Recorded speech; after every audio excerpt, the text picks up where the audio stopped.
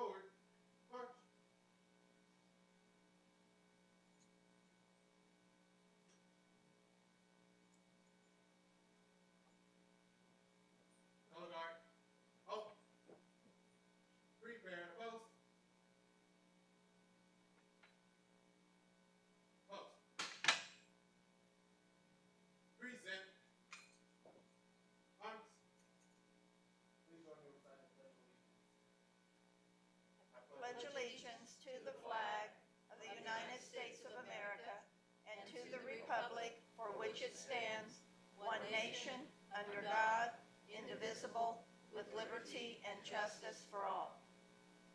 Order. Arms.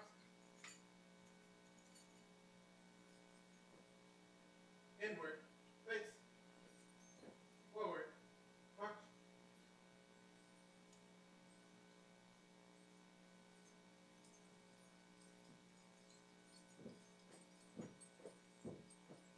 Color guard. Halt. Outward. Face. Right. Face. Forward. March.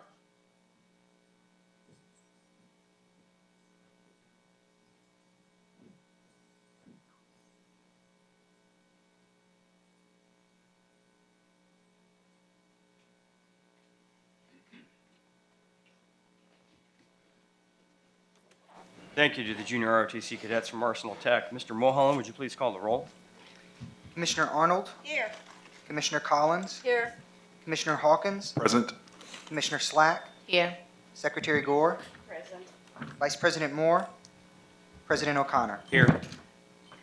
Thank you, Mr. Mulholland. We'll now adopt the agenda for tonight's meeting. The agenda was reviewed on Tuesday and reflects all necessary modifications or additions.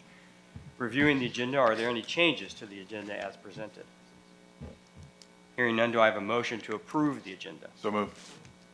It has been moved and seconded. All in favor signify by saying aye. Aye. Any opposed? The agenda is adopted.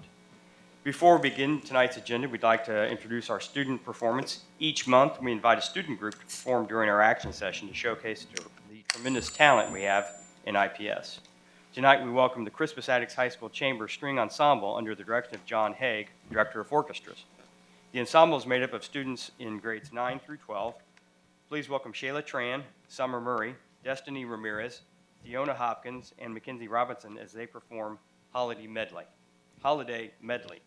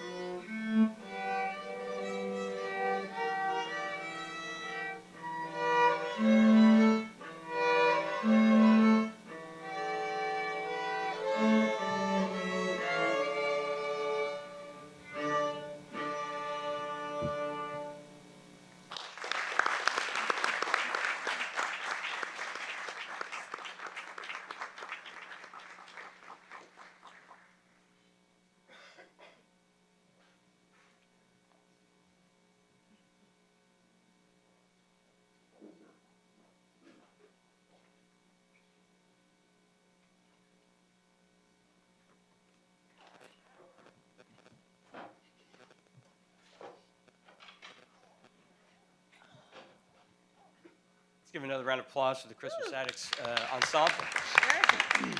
Thank you so much for your performance this evening. At each month's action session, we like to take a moment to honor individuals who've made a significant contribution to the district by supporting our students and families in an extraordinary way. Tonight, we recognize two people who've made a significant impact. Superintendent Johnson, if you'll join me at the front of the stage, I'll ask Commissioner Gore to introduce tonight's first honoree. Our first honoree is Pat Rogan.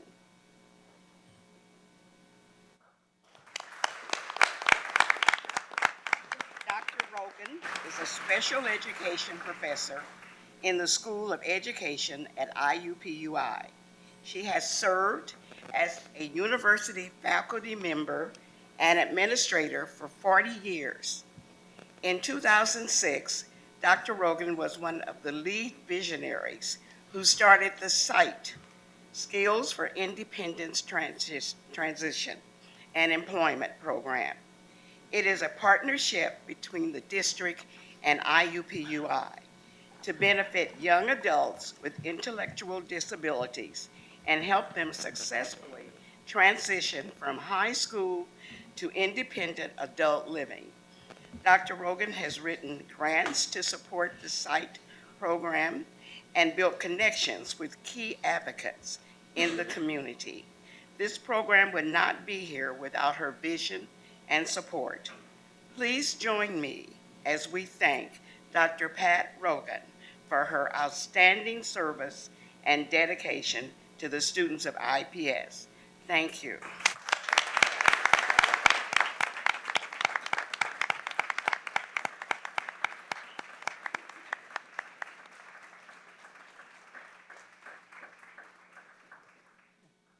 Next, we would like to recognize Dr. Mark Ertel. Dr. Ertel is the chair and associate professor in the IUPUI Department of Kinesiology. He has been with SITE since its inception in 2006 and is a key faculty member responsible for connecting SITE students to preferred courses on campus. He focuses on building and sustaining campus community partnerships that engage students in service learning and other high-impact practices. He has also worked to create paid internships for SITE students within his department. Thank you, Dr. Mark Ertel, for your outstanding service and dedication to the students and families of IPS.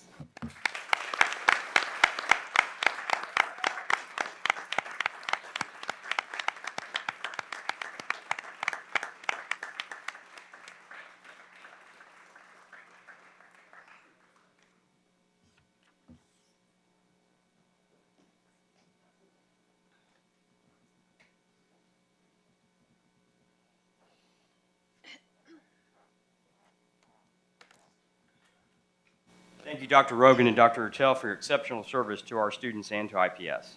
Moving to Section 3, opening comments. Does any commissioner wish to offer opening comments this evening? Commissioner Arnold? I would just like to report that it's been a very busy month for commissioners and for the district itself.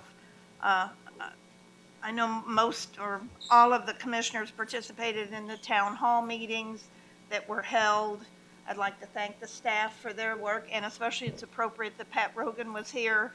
She and Pat Payne worked very hard to make those very significant events. My hope is moving forward that we continue to look for ways to engage our parents and bring them to the table as we continue to work on our strategic plan. Also had the opportunity to participate at the water station for the Monumental Marathon on a very chilly Saturday morning. And I wanted to thank and recognize the IPS Foundation for their work.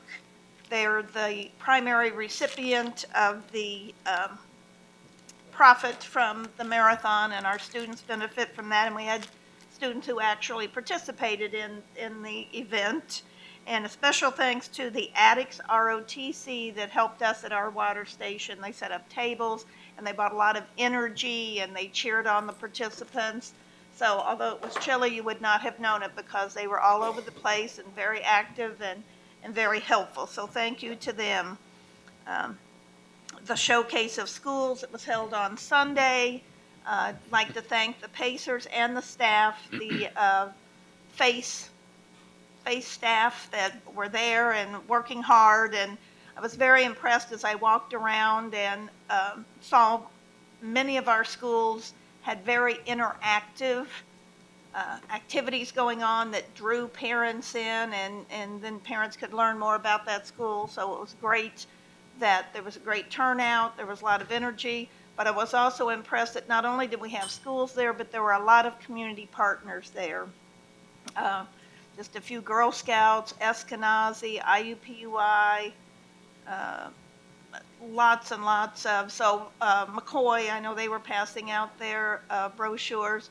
So it was nice that families not only had the opportunity to learn about what schools and what programs we have available, but also those ancillary and supportive services that are available to our students. I also had the opportunity to attend the Bands of America showcase and get to be down on the field while the IPS collective group performed, and I will say it brought tears to my eyes. It was really wonderful, and our superintendent was there, and I noticed that after our students performed, several people came down and offered help moving forward with our music program. So I thought that was great. The students did a great job, and you know, when you look at all the other glitzy bands and all of the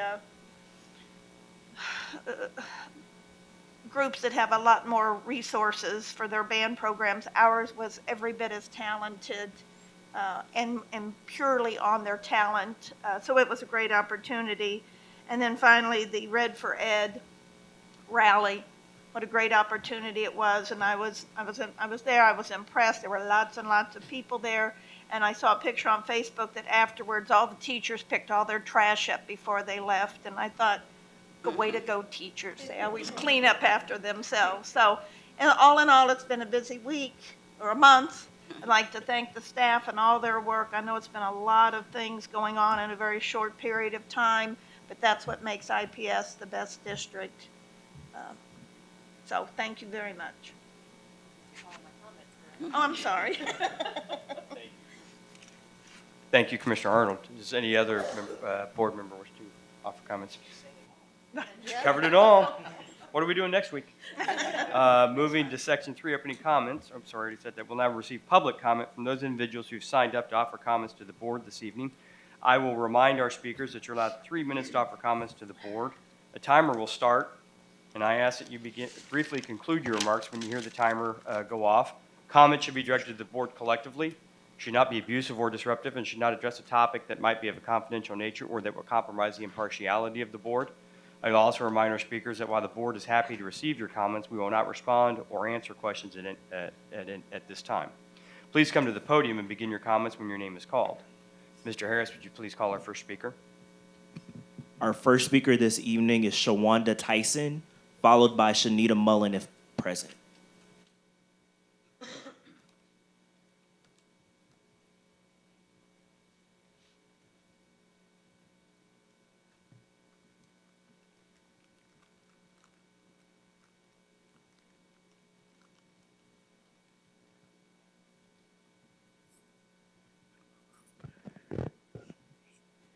Good evening, Superintendent Johnson and members of the Indianapolis Public School Board of Commissioners. My name is Shawanda Tyson, and I am my IPS mom, proud at that too. I signed the letter you received last month from several IPS parents who were concerned about the opportunity gaps in IPS public schools. While I love my son's school, and I signed this letter because I am really concerned that Black and brown children in this district aren't getting the same opportunities as white kids. I signed this letter because I don't understand how white IPS students are 4 times more likely to pass I-Learn than Black students, and 3 times more likely to pass than Hispanic students. I also do not understand how popular magnet schools are seen so successful when these buildings have such large gaps between white kids and children of color. My cousin went to one of these magnet schools that is looked at as a great school. It wasn't a great school for him. He struggled, and his mother my aunt, she struggled to get the leaders in the building to listen to her and help her, to engage with her in a way that would help her son. She pulled him out of that school. He's now at a school with a much smaller gap between white and black students, and he is doing much better. But not all parents can do what my aunt did. Not all parents can move or transport their kids. These parents who can't do what she did, they rely on their neighborhood schools. We need to change how people see IPS as a district, and we do this by making sure that black and brown kids are getting the same opportunities as white children. We do this by making sure that black and brown children are just as prepared to graduate from high school and fulfill their dreams as white kids. I'm asking you to ensure that each and every IPS school affords the same opportunities to all of our students. We need to make sure that all kids in every school, I don't care if it's traditional, magnet, or innovation, all kids deserve a high-quality education. We need to step our game up. I think schools that can close this gap, they listen to parents. They engage in parents. They have methods that work, and they think through all the details. After all this, they do what works for the kids they serve. There are schools here in Indianapolis and in IPS IPS neighborhoods that close this gap. These schools, they challenge their kids, and they are getting results for them. I hope to see an IPS one day where every single school looks like this, where there isn't such a gap between kids of color and white kids, where we can't assume who will pass or fail based on a race. Thank you for listening to my concerns. Have a good night.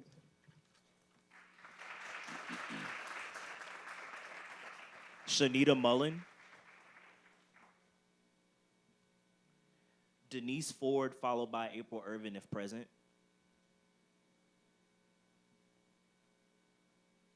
Amy Clifton.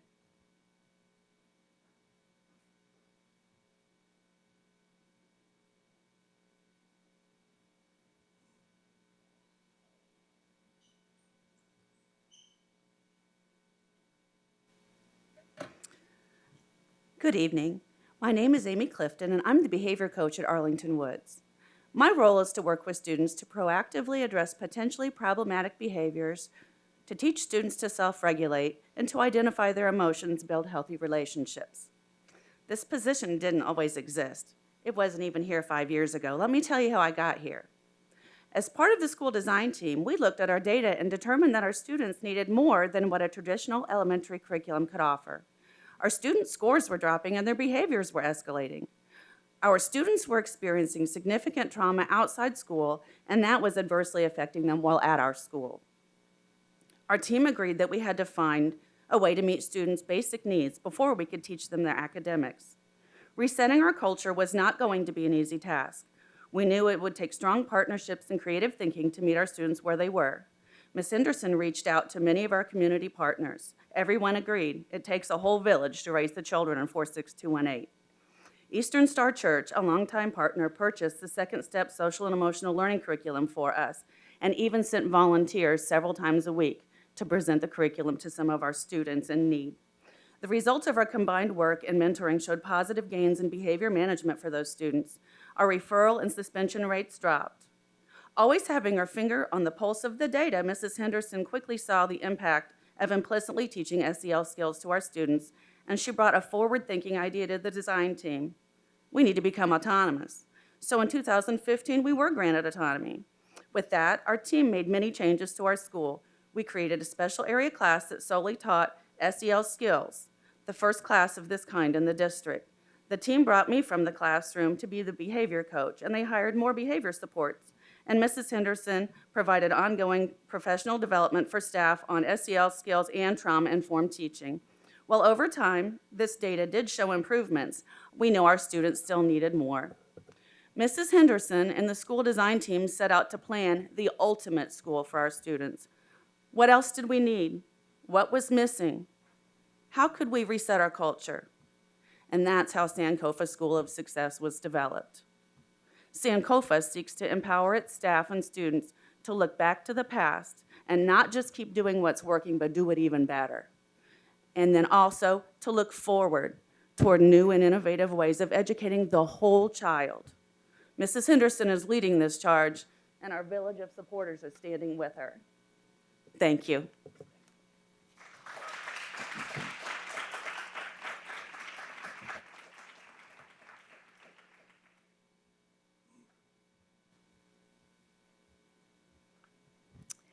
Good evening, Superintendent Johnson and IPS School Board Commissioners.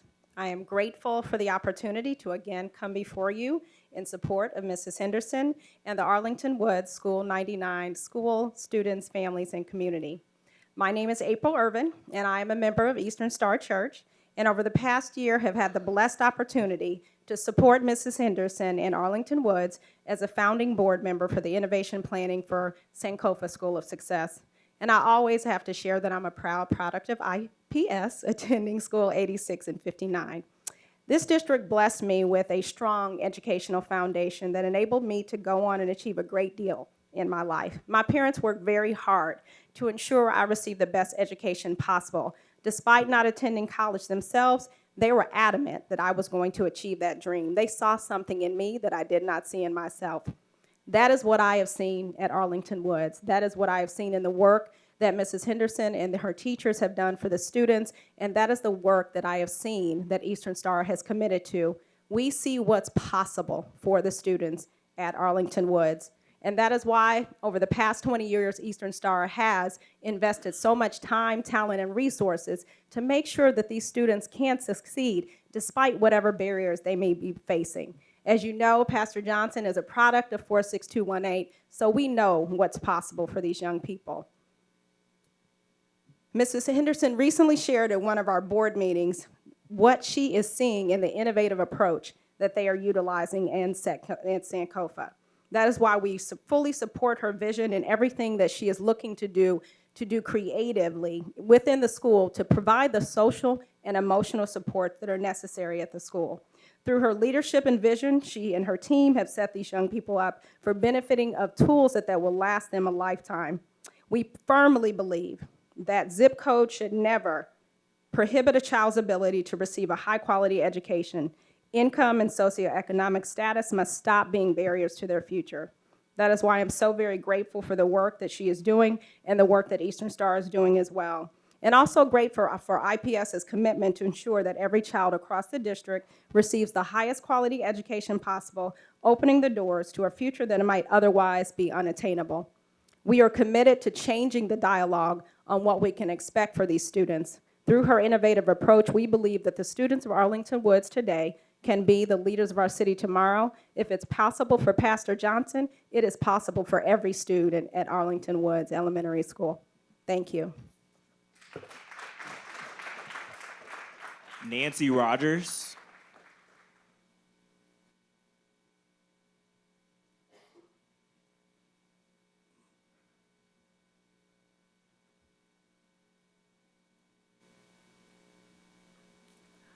Good evening, Superintendent, and good evening, Commissioners. My name is Nancy Silvers Rogers, and I'm Executive Director of Ministries at Eastern Star Church. You've heard several people talk about Eastern Star. I will not be redundant, but one thing I do want to say, we stand ready to support Arlington Woods, School 99, the Sankofa process because of this. We have now entered into opportunity to have community development at what we feel is the highest degree possible. Our community development arm, the ROCK initiative, means we are reclaiming our community for the kingdom. We have spent the last 2.5 to 3 years now working with School 99, working with Principal Henderson, and most importantly, looking at the 4 platforms that fall under the ROCK initiative. They have 4. Neighborhood sustainability, very important. And we're here for the long haul for that neighborhood, Arlington Woods. We also have housing, and we look at a housing continuum. Everyone doesn't want to be a homeowner, but everyone should have safe, decent, and sanitary housing. We look at education, the same thing, a continuum where people can bring their children in the neighborhood, in a neighborhood where I live, where children can walk to school, Parents can feel safe about that, and we're so excited about the potential. We now have several partners who are there with us at Eastern Star at our main campus on 30th Street. We have Day Early Learning, a fantastic partner, dealing with our munchkins and making sure that they get everything that they need. We then have across the street, Arlington Woods School 99, K through 6. How exciting is that? And then just recently, we entered into partnership with the Rooted School, which now provides a 9 through 12 evidence-based curriculum there. The only thing we're missing now is middle school, and we're working with partners to make sure that happens. So when a parent can drop their child off at Day Early Learning, they're on our campus, then know that they can go across the street, and then know that they can come back to Eastern Star Church if they want to for high school. That says to us we're doing those right things. We feel that Principal Henderson's, her whole outlook, her whole innovation, her whole energy is right where we want to be. We support them 100%, and we don't support just with words. Eastern Star Church, we put our money where our mouth is, and on behalf of Pastor Johnson, our senior pastor, and our congregation, and even our staff, we just say we're here for the long haul. We're a partner to the end, and we want to see these children get the very, very best that we can do. Thank you.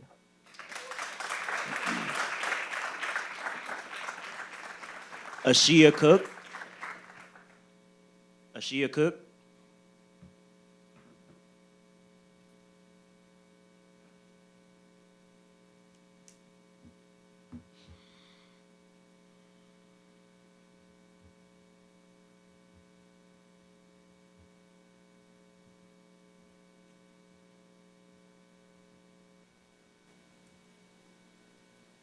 Good evening. My name is Aisha Cook, and I am here as a parent of Lewis B. Russell School 48. I am here just to give a little feedback. I am a part of the family circle at School 48, which is a parent-led committee that was started this year. I was fortunate enough to sit at a meeting for the school plan review meeting about a month ago, and in that meeting, it was a board of people who pretty much did not see beyond the graphs and all of the quarterly reports that were due.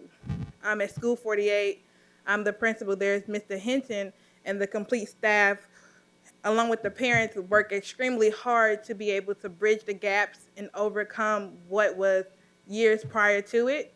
During this meeting, it was a large accomplishment of big increases in numbers from attendance to suspensions to communications across the board. And in that meeting, it was not much celebration.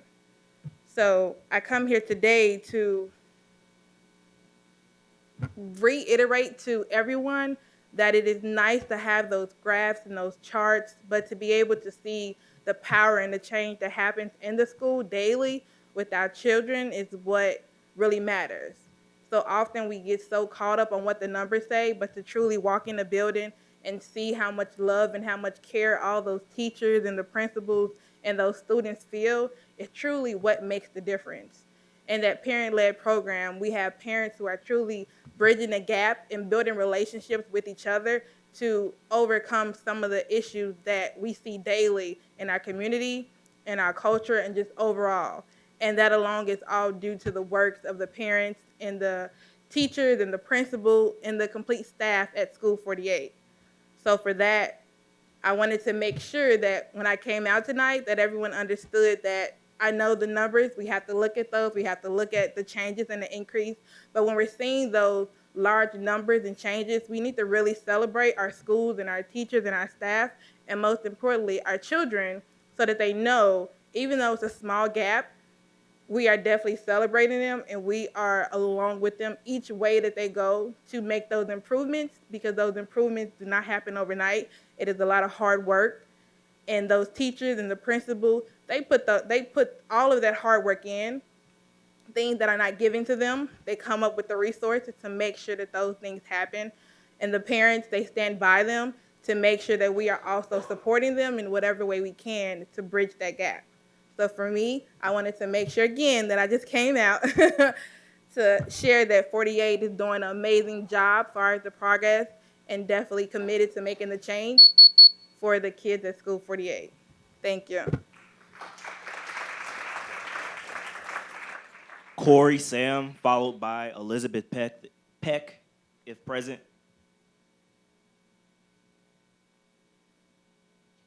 Elad Nichols Kaufman.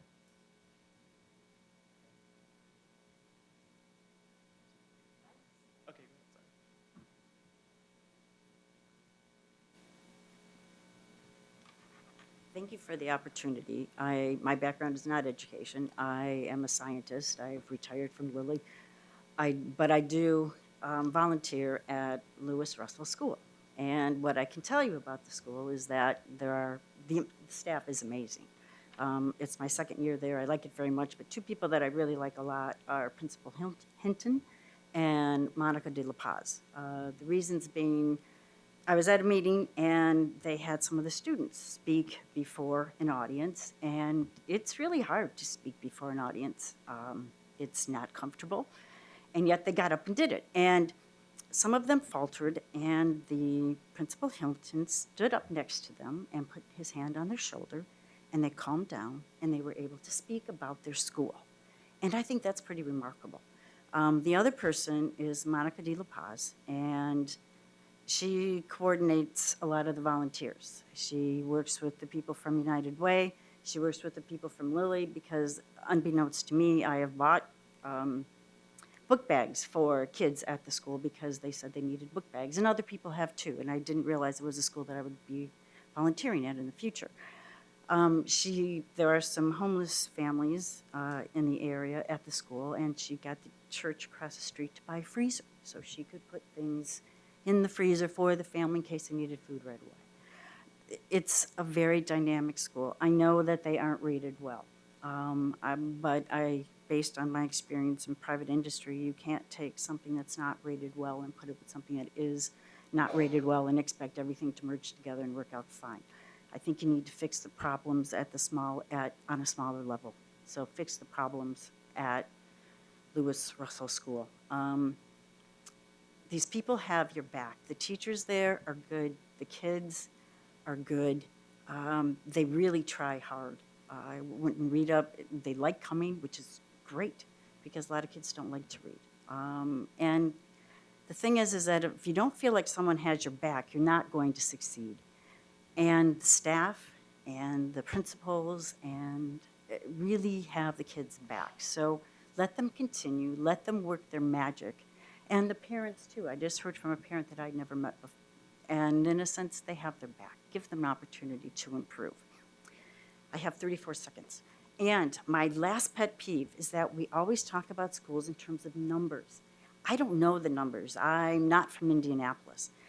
I like talking about the schools in terms of it's Lewis B. Russell. Who is that person? You can talk about it. School 48 or 49 or whatever. I get the numbers all confused. It doesn't matter. These kids are not a number. We're not a number. So if you could go back to the name of the school, it just makes it more personal. Thank you for the opportunity, and good luck.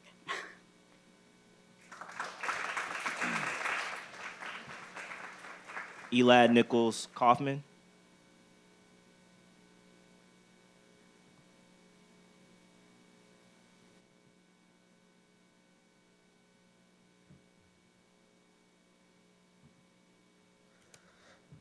Good evening, IPS School Board Commissioners, Superintendent Johnson, and the IPS school community. I'm sorry to bother you twice in a row, but I think there was something that it's important that needs to be said following what's happened this month, and I just wanted to say thank you. I think that there's been a couple important actions that the administration, the board has taken in the past month. For example, during the Red Fred rally, when the administration agreed to have a teacher planning day moved to that day to allow students to go over, and teachers to go over to the rally and support for better pay and other important gains for teachers, and also for the major raise that was given to IPS teachers at the earlier this month. However, I would also like to draw attention to the fact that not all schools under the IPS jurisdiction are benefiting equally from these two, or benefiting at all from these two actions. First of all, and particularly I'm focusing on the Red for Ed rally here because it says something wider about the community appreciation of schools. Now, I'm sure you're aware that I'm referring particularly to innovation schools. First of all, I'm not going to say that I'm going to blanket condemn all innovation schools. There's some really great innovation schools out there who support their teachers. 4 of them that I know of actually went out and gave their teachers a day off as well. And I'd like to give a shout out to Global Prep, Thomas Gregg, Achievement Academy, and Heron, who took that great step along with the district. However, I would like to also point out that a vast majority of the innovation schools in the district did not allow their teachers to go advocate for themselves and still do not allow their teachers to unionize and to support each other. And I think this is, as much as the curriculum that these innovation schools are instating may be important, I think it's equally important that you have the schools support the teachers. And if you're not allowing the schools, and if the schools are not allowing the teachers to advocate for themselves, if they're not benefiting from the same raises negotiated by the teachers union, then are they really supporting their teachers?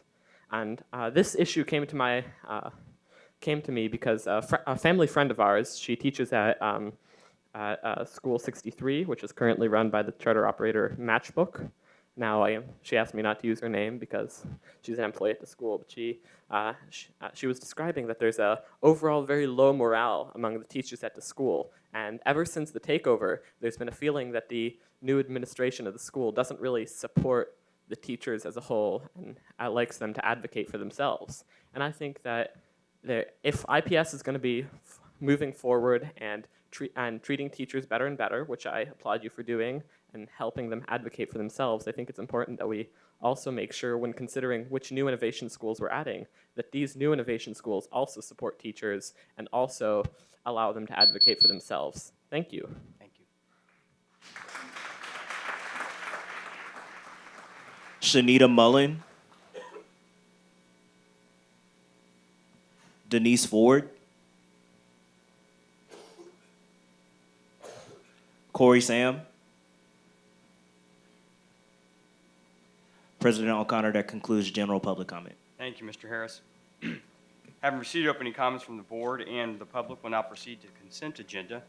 The items included on the consent agenda were reviewed at our agenda review session on Tuesday and reflect all necessary modifications. Are there any requests or questions to remove an item from the consent agenda? I will remind commissioners that the facilities optimization study listed on 8.02 is included in the general purchasing agreement engaging MGT as we discussed on Tuesday. And so it will not be approved separately, but will be approved with the consent agenda. President O'Connor, if I can note, Commissioner Gore, you had a question about the medical adult support assistant role on Tuesday, and so that is a role that we're hiring to assist students who have significant medical needs, and there's a student or a number of students at Longfellow who require that, so students who might need tubing, diapering, those kinds of things, and so that person will support those students. Michael? Mr. Collins? I had a couple of concerns, and one was that we lost 2 math teachers at Washington High School, and I'm wondering if those were replaced yet, and if not, then I hope that it's expedited. Math is so important. Yep, I will follow up with that team on those. And the other was several special ed assistants had either resigned or otherwise left the buildings. And so I'm wondering about the culture, or whether we didn't need so many assistants, or what was the impetus on that? I'll open both of those items. Thank you. Thank you. Thank you. Do I have a motion to approve the consent? Oh, I'm sorry. Yes. I just have one question.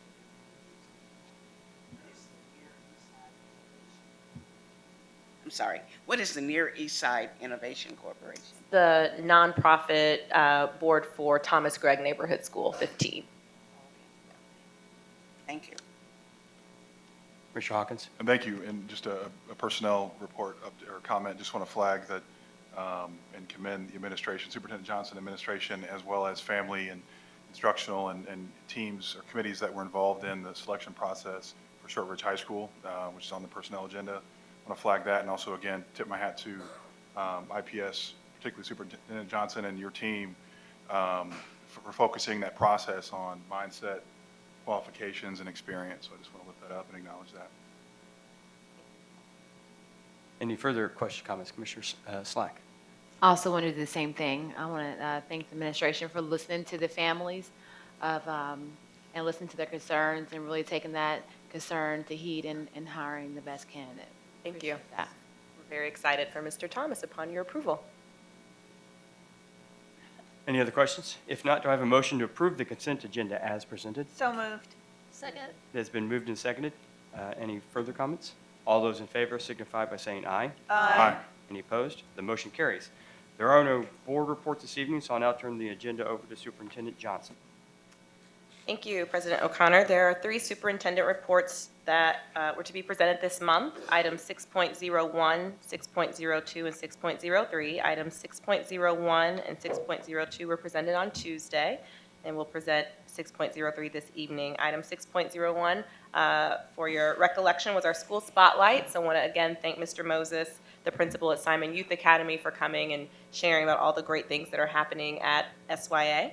The second item, item 6.02, was a briefing on district enrollment trends. So a big thanks to Patrick Harrell for his work in providing such a data-rich and informative presentation to the board. I know you all enjoyed that quite a bit, and I know it'll be very helpful to us in our planning moving forward. The third item, item 6.03, is our Innovation Network School Selection Update. This will be an update to commissioners on the letters of interest that we've received from prospective partners, along with 4 of those prospective partners presenting a brief introduction of themselves to the board. As a reminder, this is just an introduction, and so the next step in our robust selection process, and I'll welcome Jamie Vandewale to the podium to introduce this item at this time.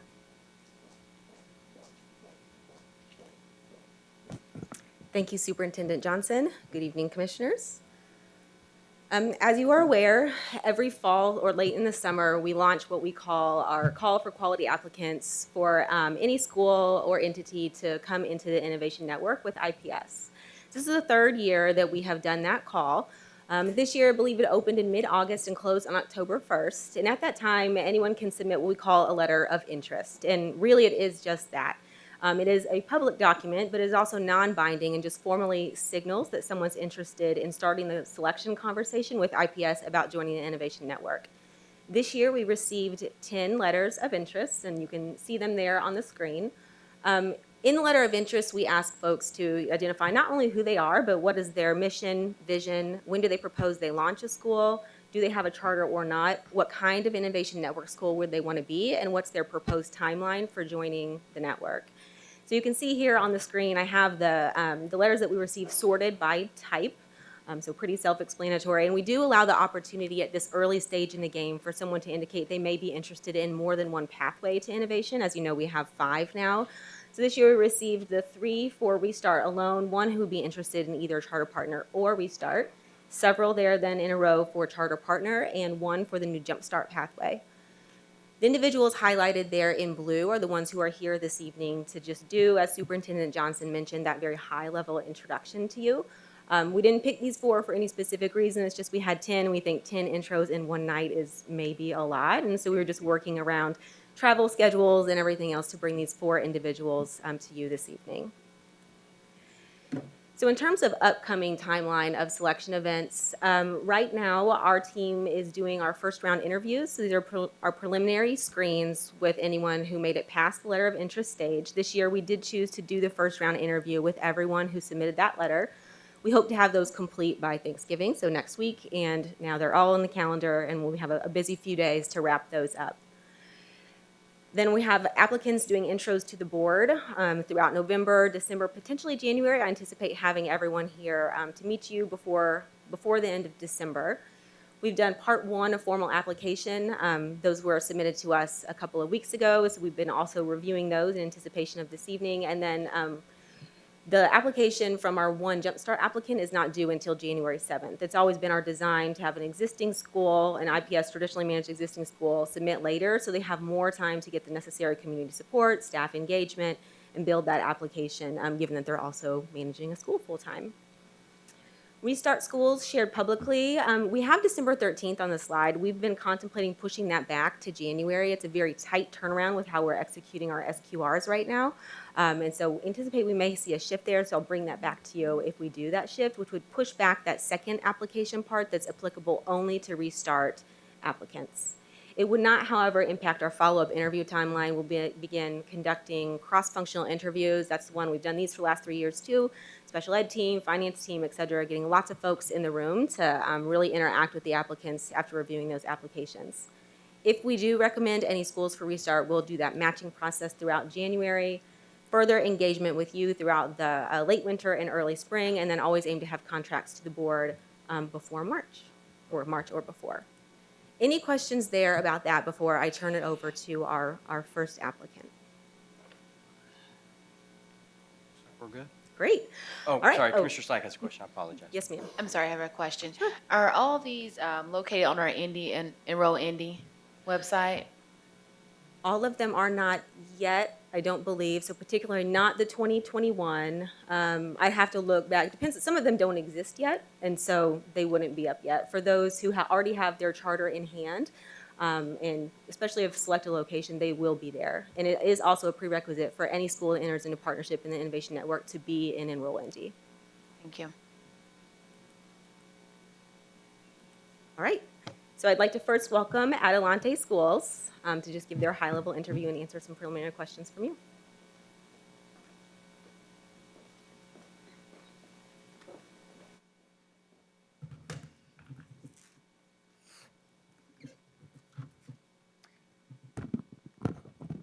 Good evening, everyone. My name is Eddie Rangel, and I am a co-founder of Adelante Schools. We are here seeking a potential partnership with Indianapolis Public Schools for a Restart Innovation School in the school year of 2020 or 2021. And good evening, my name is Matthew Rooney, and I'm the co-founder of Adelante Schools. Our mission is to unite in solidarity with our families and our community to create a joyous neighborhood school, preparing all scholars to graduate from college and lead lives of leadership and service to Indianapolis. One core feature of our Restart model is about preserving the historical legacy of the school that we'd be honored to serve. Schools are anchors of the community and are responsible for educating multiple generations of families. And so to that end, we are proposing that while our organization is called Adelante Schools, we are not intending to change the name of the school that we would potentially be partnered with. A little bit about us too. We are past school leaders, and we believe we're particularly qualified for this opportunity because of our most recent student success in both of our respective schools. For myself, I am a public charter school elementary principal here in Indianapolis, and we've both led schools that have around 99% students of color, and 85% of our scholars received free or reduced lunch. For our school, or my school in general, 100% of our third graders passed the iRead 3 exam for 2 consecutive years. Most notably, last year, 100% of them passing the first exam in the spring. And additionally, last year, as the iLearn changed, our scholars achieved 10% above the state average for iLearn Math, and then they met the state average for iLearn ELA. For Mr. Rooney, he most recently led a public charter school where 100% of his scholars earned acceptance into a 4-year college of their choosing, earning over $1 million in financial aid, which allowed them to be ranked number 3 best public charter high school in New York City by U.S. News World Report. Adelante, our name, means onward. And moving forward, we want to have the highest amount of impact possible with the most amount of students in year 1. So we explicitly say in our mission that we are a neighborhood school. And that is the reason why we haven't chosen to do slow growth or other pathways to innovation. To quote Dr. Martin Luther King Jr., there is a fierce urgency of now, and that starts, we believe, in schools that already exist in our community. We are honored by the potential partnership with Indianapolis Public Schools, foremost because of your firm stake in the ground around racial equity and inclusion. We too deeply believe that equity must exist in all facets of a school. Most recently, a striking study done by TNTP called the Opportunity Myth revealed that only 17% of curricular materials in front of our scholars were actually on their grade level. And in communities of color and communities in schools that serve predominantly low-income students, that number is even lower. We believe that we can create equity in our school by providing grade-level, culturally responsive, research-based curricula and providing that to every scholar. But we also know that that is not the singular solution. So in partnership with our focused teacher development, we'll be creating teachers who are expertly prepared to lead that high content. We also will focus on two main tenets of the teacher development. First, creating the concrete teacher skills that they need. Second, establishing a fundamental mindset that every scholar, regardless of race or academic past background, is capable and can achieve anything we put in front of them. So we all know that highly effective teachers are one of the key indicators for student success. And we root our teacher development in a framework called See It, Name It, and Do It. See it, give teachers a model to emulate. Name it, identify the keys to success, and most important, do it. Actually practicing those keys and receiving feedback to practice perfect.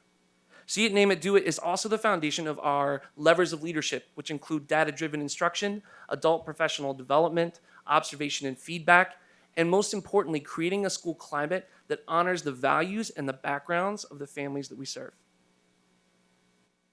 And last but not least, a word that we wondered about ourselves on this slide, ebullience. We actually didn't know the meaning of this word until we looked up in a thesaurus synonyms for joy. We wanted to create a joyous neighborhood school, but we wanted it to be just more than joy. So ebullience is actually having so much joy that it bubbles over. Ebullience is the pride our scholars will feel walking to the grocery store with their uniforms on. Ebullience is the excitement that they'll share in sharing their goals that they achieved that day at school. We strive to create an equity in our school by establishing a climate where scholars can excitedly learn alongside one another and raise their hand ebulliently because they know their voices matter. There are 3 reasons we'd like to become an innovation school. And the first is that being an innovation partner with IPS would really be a homecoming for both of us. I'm a Hoosier. I grew up in traditional public schools here in Indiana. I was fortunate enough to teach here in Indianapolis in an innovation network school. I even saw tonight the young man leading the ROTC was actually one of my middle school students. And Eddie right here, he also earned his teaching wings here in IPS, teaching at Key Learning Community. Both Eddie and I truly believe that the most powerful agents of change in our country are public schools.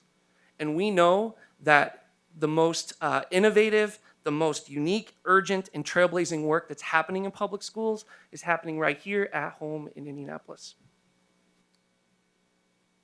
Secondly, sustainability. We know that a potential partnership with IPS would offer us opportunities to partner for facility and for transportation. And since our focus is on equity, those two would both create equitable access for every scholar in our community to attend our school. We also think innovation is the correct pathway for us because of the economies of scale within IPS offered to innovation partners, such as access to the warehouse and purchasing supplies. And lastly, it's about our commitment to excellence in every neighborhood. We do not wish to build a brand new community. We, again, want to honor the history of the school and the neighborhood that we would be fortunate enough to serve, to build a coalition in solidarity with families and community partners, and to move forward together. With that, again, we'd like to thank you for your time this evening and welcome any questions you have for us. Commissioner Arnold? So your organization has not done anything with schools. You're creating the organization to apply to be a restart. Did I understand that right? Correct. We've just recently created the organization with the intention of being a restart partner with IPS either next year or in 2021. Do you have a board of directors. How far are you into your organization? So we wanted to make sure that we have a board that is diverse and that it also represents the community that we serve. So upon starting, we're in the very first phases of this application process. Once, if given the opportunity, we learn the community, that's when the real board development will work, so that we have a board that reflects our community and is I diverse. appreciate that because we have really supported boards in any of our innovation schools, ensuring that there is parent input and participation. So appreciate you having already done that and come to the table. Thank you. Mr. Collins? Yes, thank you for your presentation. I have done a little research on the Adelante schools, and are you connected with the ones that are either in California or New York? No, ma'am, we're not. And so you're completely different? So why did you choose that name? That's a great question. So first and foremost, like I said, we really respect IPS, saying we are one of the most important things of educating our scholars is to have teachers who are racially conscious and focused on equity. And so as we were thinking about names for our organization, we thought about really embracing the racial equity and saying, you know, we want to call our schools a forward or onward. We actually are both musicians, so we were thinking about Allegro. And what we settled on when we were thinking about what it really means to embrace a past of a school and move forward with a community and alongside a community, we found the word Adelante, meaning onward. And so really creating an organization, I think, to the first of our knowledge in Indianapolis with a Spanish name, it really embraces the racial equity and consciousness that we all seek to have for everyone in our community. Thank you. Mr. Slack? Thank you guys for your presentation. Thanks for being here tonight. I also had the same kind of questions after doing my research. On the 5th bullet point, you said in 2019, your high school was voted number 3. So that made me indicate that maybe you were linked to New York. So where are you giving us that statistic for? Yes, I can speak to that. So my last position was at a public charter school, a public charter high school in Central Harlem called Democracy Prep Harlem High School, and that's where I served as principal for the last 2 years. Okay, thank you. And then number 4, on that same slide, I wanted to know exactly how many scholars. You said 100%. So how many scholars were those that got 100% of that money? Absolutely. Our first graduating class was 71 scholars. Our second graduating class was 34, and our last class was 68. And 100% earned at least 2 acceptances to 4-year colleges of their choice.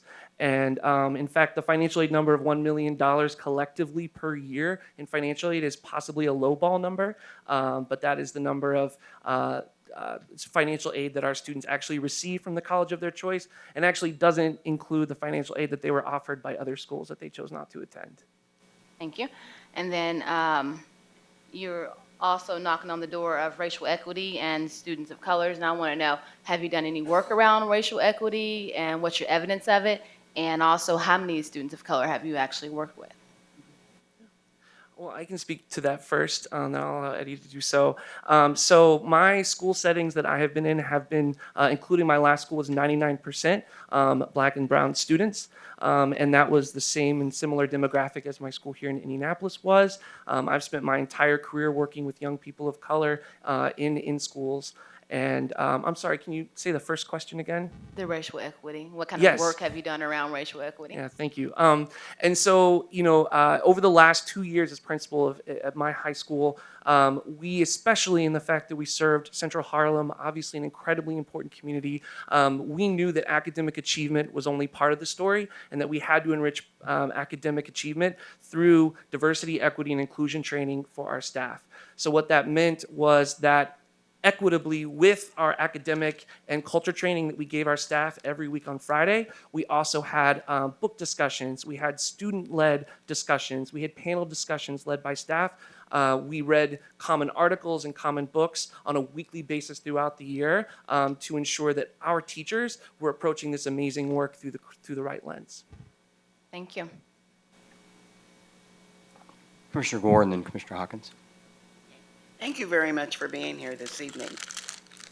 In listening to you and looking at slide 8 as well, what were some of your challenges there at the school based on students being expelled or having disciplinary problems where they were suspended?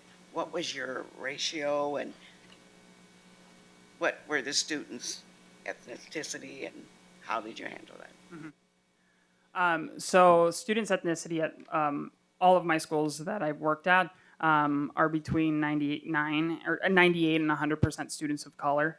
Some of the challenges that we had achieving these, if I'm correct in hearing that, achieving these goals.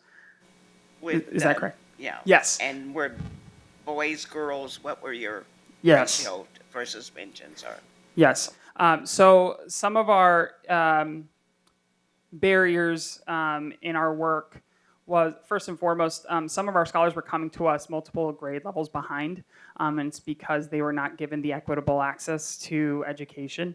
So we had to do some, especially since it's an elementary school, we had to do some really fundamental work through specific partnerships with communities. We partnered with a church across the street, did some extracurricular tutoring to focus on those foundational skills. In terms of suspensions, we constantly looked over how we were serving our student population, specifically because we know the school to prison pipeline is very real.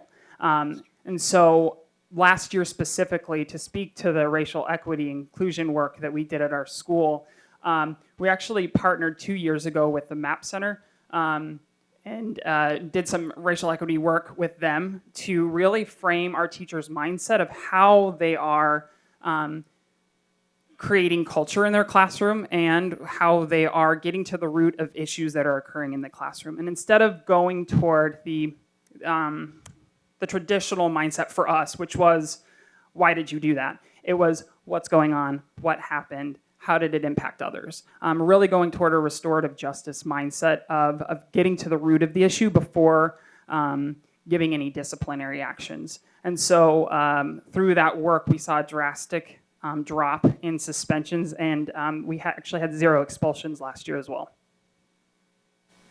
and how were you handling there at your charter school? How were your discipline problems handled, and Yeah, what absolutely. was your ratio, and did you work? So when I became principal 2 years ago, one of the most sobering realities that we had to face is that our suspension numbers were too high. And so with that, we hired another social worker. We also hired another behavioral specialist, and we engaged in much of this DEI work, as well as just really looking at our policies in the classroom, our consequences for minor issues that kids may do, all the way up to how we gave consequences for larger decisions and choices that scholars made.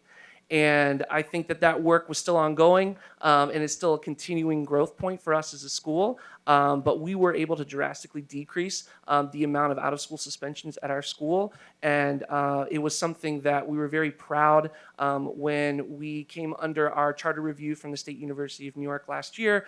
We were highlighted for having decreased our suspension numbers. But we still had work to do, and that is one reason why I'm excited to join this innovation partnership to start off with a new vision for what a school's culture and climate can look like and best serve the needs of kids. Commissioner Hawkins. All right, gentlemen, thank you both for being here in your presentation, and certainly agree that certainly the data points, there's context, but 100% noted a few times on slide 8. I mean, congratulations, at least as far as your those particular points along the journey. So I want to lift those up and acknowledge those. I guess my question is, I'm looking at founder, and so I guess maybe you guys can kind of share how this partnership or collaboration works. Who does what? Who reports to who? What? If you would mind articulating that, it'd be awesome. So it really, we're in current discussions about this. If we're offered an opportunity to partner with IPS, we know that it could be a K-6, it could be a K-8. My expertise is obviously K through 6, and Mr. Rooney's expertise is in secondary grade levels. So if offered at K-8, it's a very easy, clear split where I do most of the work of K-5, and then he will lead the 6-8, both as one entity, but focusing on the two separate curricular shifts is how we like to think about it, because there's very clear curricular shifts from 5th grade to 6th grade. And additionally, we're both sharing executive duties. We're in conversations, again, we are not sure of the potential partnership, how many students we'll have, what community we'll be serving. So we're not sure of the executive lift that we're going to have, but we're also discussing how we would share it if given a large school. Thank you. Commissioner Collins and then Commissioner Arnold. Could you explain a little bit further, get a little deeper into your IAS aligned? What does that mean? And research-based curricula, I know you mentioned that 17% of the curriculum was on grade level, which is not very much. And so I wonder what you would do differently. Great question. I think this is a movement in education right now that everyone is looking toward because of that statistic of the 17% of materials not being on grade level. IAS, and my apologies for using that acronym, Indiana Academic Standards Aligned. A lot of the curriculum that is out there that is research-based is aligned to Common Core, and we know that Common Core is not what Indiana uses, and we use Indiana academic standards. So we have thoroughly vetted about 6 different curricula for ELA, math, social studies, and science, from using different resources such as Ed Reports that dedicates their time and their organization to getting into the nitty-gritty of curricula, making sure that it's aligned to the rigor that our students deserve to have in front of them every day. And so we have read the books of the curriculum. We took a unique lens of ensuring that it is culturally responsive and reflects the backgrounds of our students as well, or of our future students. And so we've really made sure to not just take something out of the box and say, hey, this is going to work for us, but really gotten into the bones of the curriculum and said, will this work for our kids in Indianapolis? And will you use paper, pencil, actually real books or Chromebooks? Yeah. Or both? Both, a mixture of both to make sure that we are addressing the computer technology standards as well. But our ELA curriculum that we've chosen, K-8, their motto is books, not basils. And so kids actually are in authentic texts, rigorous authentic text, and they're marking up the text to make sure that they're understanding. And then we do have the technology component to make sure that they are prepared for the 21st century. Thanks. Thank you. Commissioner Arnold. This is just a personal question to Mr. Rooney. Do you have a relationship to other Rooneys that I know? Well, I guess we should talk after this and see. I'm not sure. Yeah, no, my grandmother moved here from southern Indiana back in the 40s, so there are quite a few Rooneys poking around the city of Indianapolis. Okay. So we'll see if we know the same people. Okay. Commissioner Arnold, I'm betting the answer to that is yes. Yeah. Okay. But we'll guess. Commissioner Hawkins asked my question, so you have another question. I just want to remind the commissioners we do have 3 more presentations past this one. So and a football game. And a football game that might tee off it or kick off it. Just let me get this last question. Don't want to be a party pooper, but just a reminder. I'll leave you alone. I understand. I would like to know why you chose Restart instead of any other option. Do you have a particular reason why you chose Restart? Yes, it's because, as Mr. Rooney stated, we are interested in working with communities that already exist, schools that have already educated generations of families. And on a personal level, I am a proud Ball State graduate and a traditionally certified teacher who has spent most of his career in public charter schools. And so we are both really excited, and I'm in particularly excited to actually take what I have learned in the schools that I've been proud enough to serve and bring that to a district context. Thank you, guys. Thank you. Thank you. Thank you very much. Thank you, gentlemen. Next up is the past school.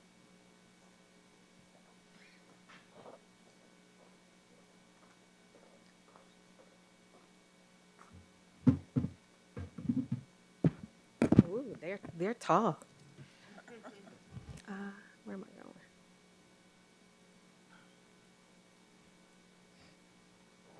Miss Hervey, if you point it this direction, it might. Oh, this way? Okay. There you go. Ah. Good evening, everyone. Thank you for having us this evening. My name is Alicia Hervey. I'm the founder and head of school for the PATH School. We hope to be a K-6 or K-8, and our plan is to open in the fall of 2020, and yes, we have chartered already. So the mission of the PATH School is to provide a culturally responsive learning environment that challenges scholars academically while supporting their social and emotional growth in order to develop conscientious citizens who are prepared to transform their communities. A little bit about me. I am a traditional school educator as well. I spent 13 years as a National Board Certified High School English teacher. I've spent the last 13 years serving as a school leader. And so I come to this work with a varied experience, having served in almost every education sector in the country, and also having served in almost every region of the country except the Northwest. So my experience is varied, and I come home to Indianapolis prepared to serve this community and serve it well. So a little bit about the PATH School. Who are we? The PATH School, our greeting is Sawubona, which means I see you, and the response to that greeting is Ngikona, which means I'm here to be seen. And that comes from the Zulu, it is a Zulu greeting that we strive to share with all of our students when they walk through our doors. We think of this as a way to say, all of who you are, you don't leave at the parts of who you are on the sidewalk when you walk through our doors. We know you bring all of that, and we're prepared to support you at every stage of our process. So at the PATH School, we ground our work in social and emotional development, and then we think about rigorous academics, culturally responsive pedagogy, and then broad and authentic experiences and exposure in order to develop these citizens. But what makes us different, or our key differentiator, is we surround our students with a team of supports that we call PATH teams.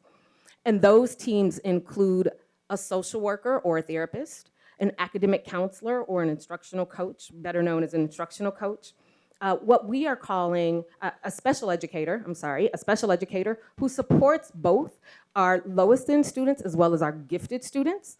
And then finally, a pathway specialist. And this specialist follows our students for 4 to 6 years after they leave us, ensuring a smooth transition to middle school, a seamless transition to high school.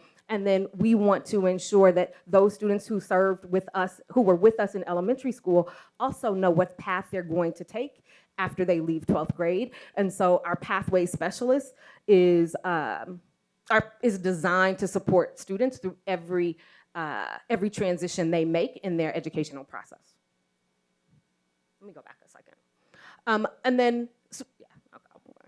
So finally, when I think of why I come to this work, I don't think most people would use the word privilege, or a privilege has gotten a negative connotation in recent years. But when I think about why I'm in this work, in 1954, my mother had her first back surgery as a 7th grader in Indianapolis Public Schools. She was at School 42, and in 1954, we know most little black girls across the country would have either had to forego an education to have this back surgery, or would have really struggled to get any kind of educational support. Because my mom had the privilege of being an IPS student, she had a home tutor in 1954. 2 years later, 21 years before the Individuals with Disabilities Act went into effect. My mother had her second back surgery in 1956 when she was a student at Crispus Attucks High School. Because of the privilege of Crispus Attucks High School, she had a community of support.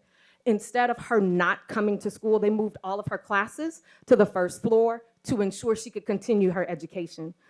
The privilege of IPS for me, 25 years after my mother's experience, meant I had the opportunity to participate in gifted and talented programs in Indianapolis Public Schools and had the opportunity to be exposed to and the theater, the ballet, things that many other children in other districts might not have had the opportunity to be exposed to. So I come to this work and want to be an innovation, want to partner with Indianapolis Public Schools because I believe in and understand the power of support, and I understand the power of community, and I know that the privilege of this partnership could lead many students to academic success. Thank you. Commissioner Arnold. So again, are you creating, is this an existing program that you've been, or are you creating this based on your background and your interest and your passion to want to serve? It is absolutely created from the ground up by me and a team of amazing educators. Okay, thank you. Commissioner Hawkins. Yeah, thank you again for the presentation.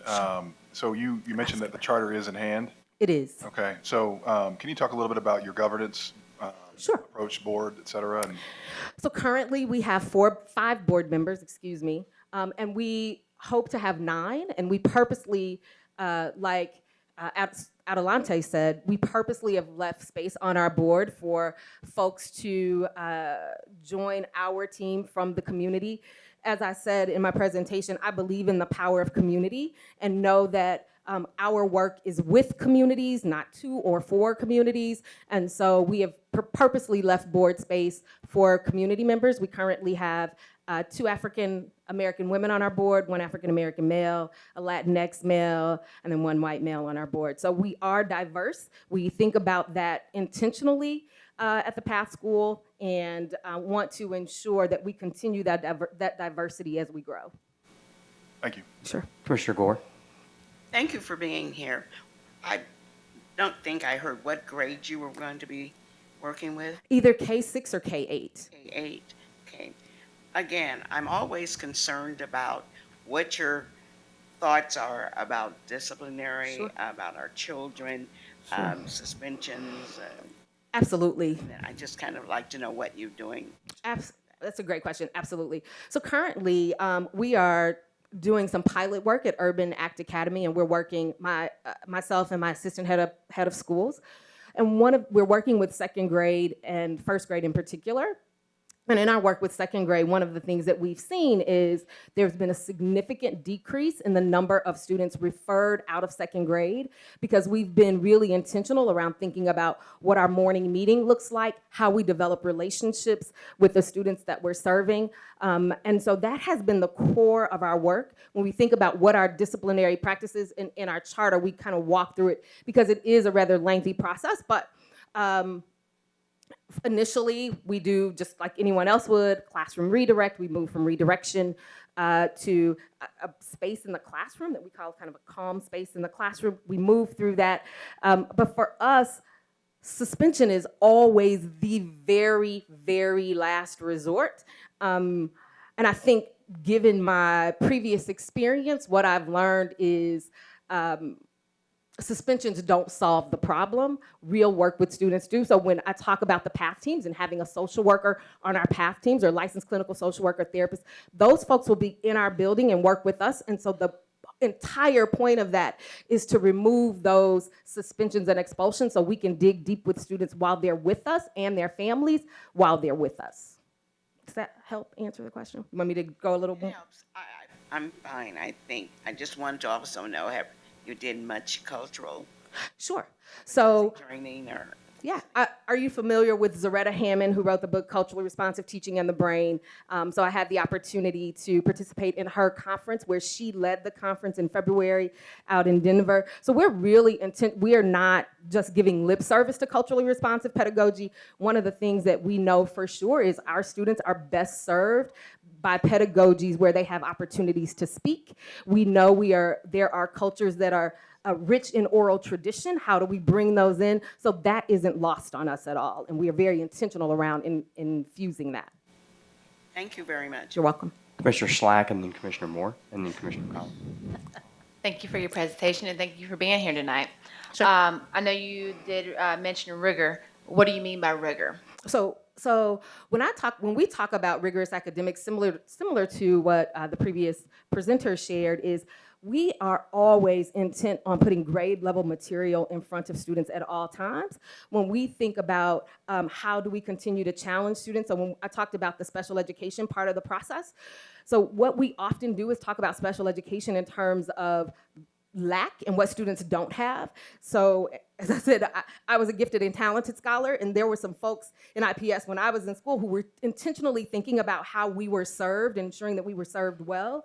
And so our special educators will also serve our gifted and talented students based on data, but we always start with grade level material. So everyone is accessing grade level standards at all times. I'm glad you mentioned data because I love data. So how are you going to use your data? So are you going to track it, and how are you going to track that data? Yeah, so we are definitely going to track it, and depending on what data sets we're talking about. So if we're talking about cultural data, we'll use systems like Dean's List or Educator's Handbook to look at where we are culturally, what students are being removed from class, how often, what teachers, all of that data will be collected there. When we talk about academic data, we will have several ways we track that data. So we will use weekly data meetings to look at classroom data, like to dig down into standards specifically and how students are performing on grade level standards. We'll dig down with that with teachers, walk them through the process of looking at those standards weekly. What do I need to reteach? In our model, we actually have a reteach day built into the model. So every Wednesday is reteach day. So whatever skills or standards you didn't meet the previous week based on assessments, we'll reteach those on Wednesdays, be able to pull small groups and really dig deep with those scholars who need to grow. So we know we can't get to great without looking at data and being really intentional around how we help students access those skills that may be lagging. Thank you. And then my last question, I'm going to make it a twofold question. Sure. Why did you decide to say restart? Mm-hmm. And also, since you say you did a pilot program in Urban Act, why not a program? Why a school? Okay, sure. So to the very first question, why restart? I grew up with a single mom. And so one of the things that I firmly believe in is the power of neighborhood schools. And so one of the things, the decision my mother was a licensed clinical social worker for 45 years. And so one of the decisions that she had to make was, do I go to work early and take my children to school, or do I not take my children to school, or do I get off at the end of the day early and be able to go to all of their activities? She made the decision to go to work early, and she never missed an activity for my brother or me. And so because of that, I had to be able to get on a school bus. I had to be able to walk to school. Neighborhood schools are critical to communities. They're absolutely, I believe, the lifeblood of a community. And so when we close schools, remove community schools, we take away a parent's access to a quality education. And for me, I needed that. I needed that access, and I know I'm not alone. I know my mother wasn't alone in needing access to a great school that we could walk to or get on a bus to go to. Second question. Will you ask that one more time? Yes. Sorry. Since you say you already did some pilot work over in Urban Act, why did you decide to do this as a school versus doing it as a program? Yeah, so we initially went in thinking about how to pilot the social and emotional part of our work. So thinking specifically about morning meeting, building relationships, helping teachers build relationships, and then thinking about closing circle and just that relational part. And we knew that to do a summer program or to do an after-school program doesn't have the same impact. One of the things that is important to our team is we know that this work is important for all children. And so we our goal is to support in places where there needs to be support. And so the leader opened her doors to us and said, we'd love to have you supporting us. And so we thought we had something to offer, and we wanted to offer our expertise in the smallest way we could. All children need good schools. I don't care whether it's Pilot Ed or Urban Act, or Ignite or School 48, it doesn't matter. We want to support folks as they try to develop good schools, period. And so we chose to do this work as a way to help and to support prior to us opening. That was our primary purpose, to help. Commissioner Moore? Thank you for coming. I can feel your energy all up here, so I want you to know your energy is great. You say that to me. Couple questions. So you have indicated that you wanted to do a restart. Yes. You also indicated you wanted to do it in 2020. Yes. And so, and you indicated you already have your charter. Yes. So my question is, what happens if we don't have any restarts? Sure. In 2020, and do you intend to open a school regardless? Yes, so we are prepared. We are prepared to open. If we do not partner, we are absolutely prepared to open in 2020. And we are just in the planning process of what that looks like. We do believe that we have a really strong model that can support the development of young people. And so as we continue to iterate, we are prepared to open in 2020. Thank you. Thank you. Commissioner Collins? Thank you very much. Sure. And yes, your energy is palpable. Anyhow, I can feel it. I got you. So I just was wondering, I'm curious and interested in the culturally responsive pedagogy, and also the authentic, engaging experiences and exposure. Do you already have partners or some other groups that you have in mind to work with, so to offer those kinds of authentic, engaging experiences? Sure, we do. So we've begun the process of building some relationships outside of school. But one of the things that I think is so important as we think about young people and how they get on a career path is bringing folks into them. So one of the tenets of our model is experts in the classroom.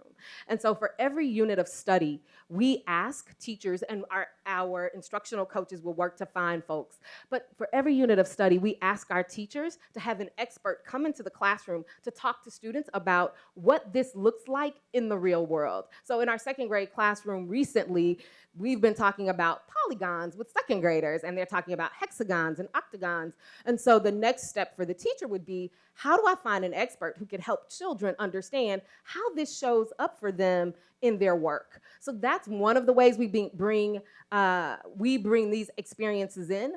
At the end of or during a unit, another thing we ask students to do, we'll be asking our students to do, is to develop a podcast for every module or unit of study, which is about 9 weeks. So second grade students who might be learning about fossils and paleontology might have someone from the Children's Museum exhibit come in and engage in a podcast with them about their experiences. So we're already planning a field trip to the Children's Museum to see that. So then their follow-up would be a podcast where the second graders have developed these questions, and then they're asking the questions during the podcast of this expert who comes into their classroom. So when we think about these experiences, yes, we have a trip planned to the IRT in February to see the little choo-choo again, right? We're looking at those things too, but we're also looking at how to bring folks in who have lots of expertise. Thank you. Sure. Any further questions? Thank you so much. Good to see you again. Good to see you. Thank you. Thank you. Next up, we have Believe Circle City High School.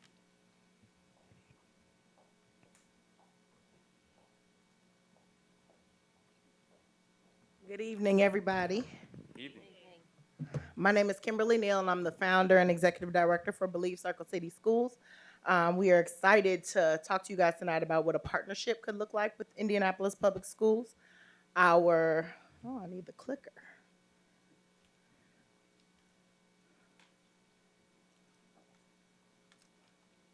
Our model is a early college and career model designed to set students up so that they can access college and career certifications and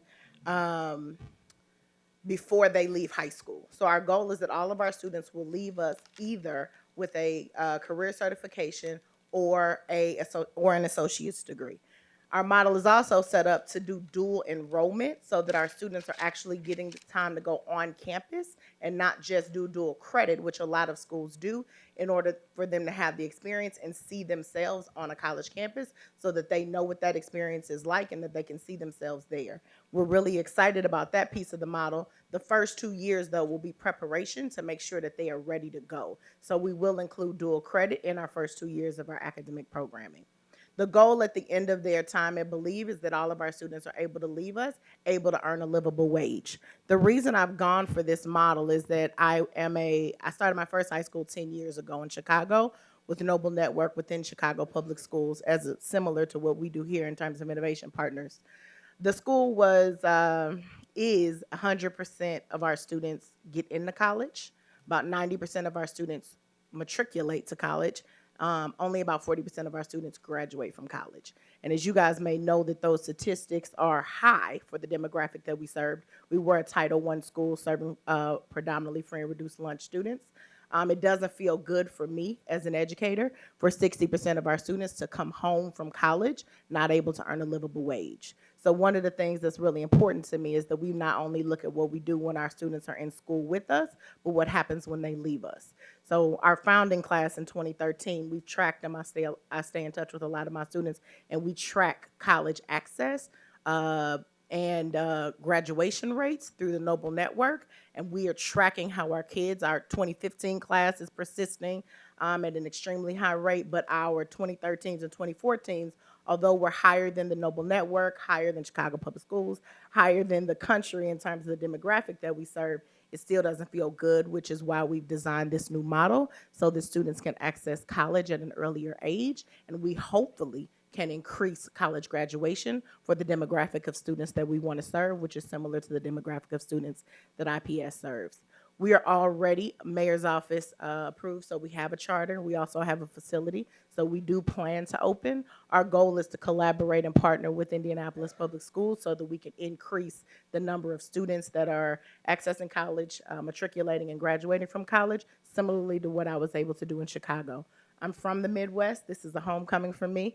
So I'm excited to be here, and I'm excited to have the opportunity to launch a new school in this new model, and hopefully in collaboration. I've also met with the post-secondary readiness team at IPS so that we can work in conjunction with what they are already working on and the partnerships that they've already developed and the partnerships that we've already developed.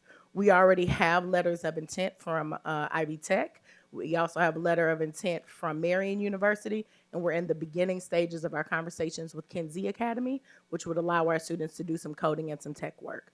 We are also exploring one other college partner, but it's too early stage to talk about that one yet. And ideally, that would help our highest tier students, the ones who may be coming from gifted and talented schools, accelerate their growth in college as well and be part of a selective tier of schools.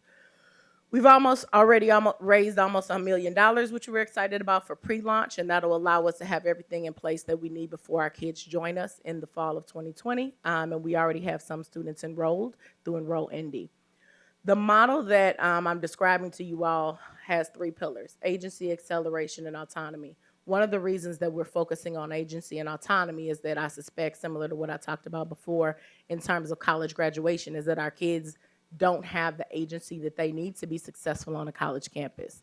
I don't know why. We haven't cracked the nut of figuring out why, but my suspicion is that we've handheld them too much while they were in high school, and by the time they get onto a college campus and they don't have the safeguards of a school around them, they flounder or financially are not able to sustain while they're there.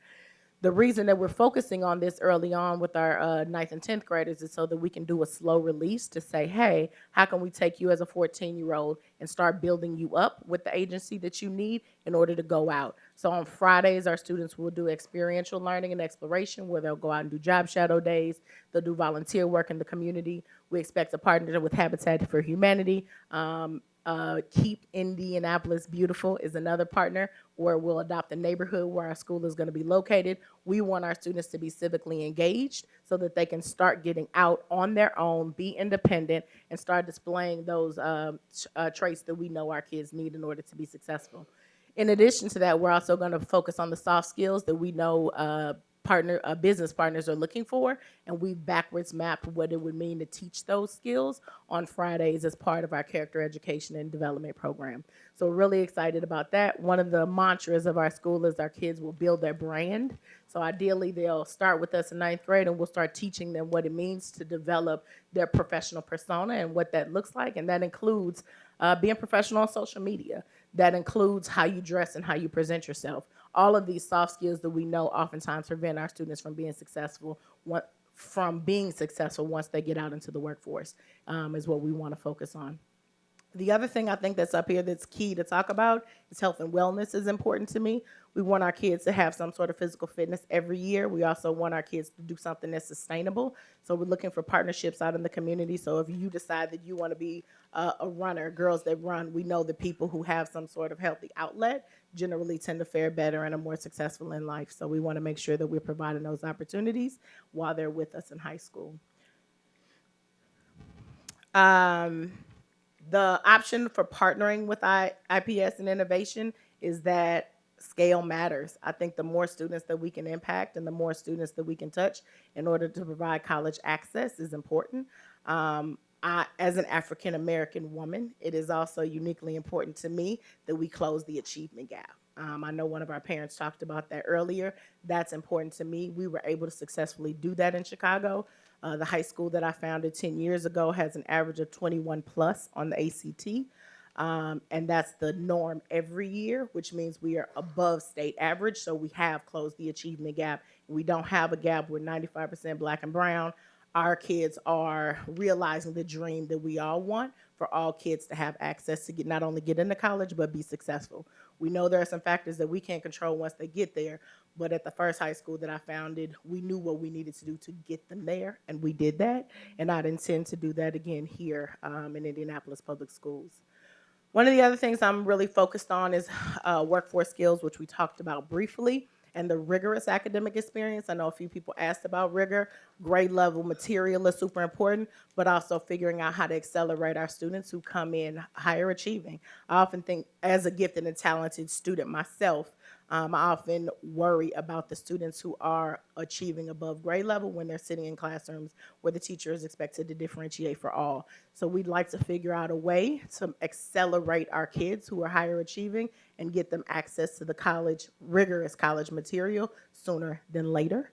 We'd also like to bring kids who potentially could go out of district. We know that there was another early college model approved by the state board that could draw some kids away from the district. We'd like to provide an option for them to stay in district. Currently in IPS, there is not approved early college model. We would like to provide that for the district, and we would be excited to partner with you all to provide the infrastructure to do that. Happy to answer any questions. Commissioner Gore.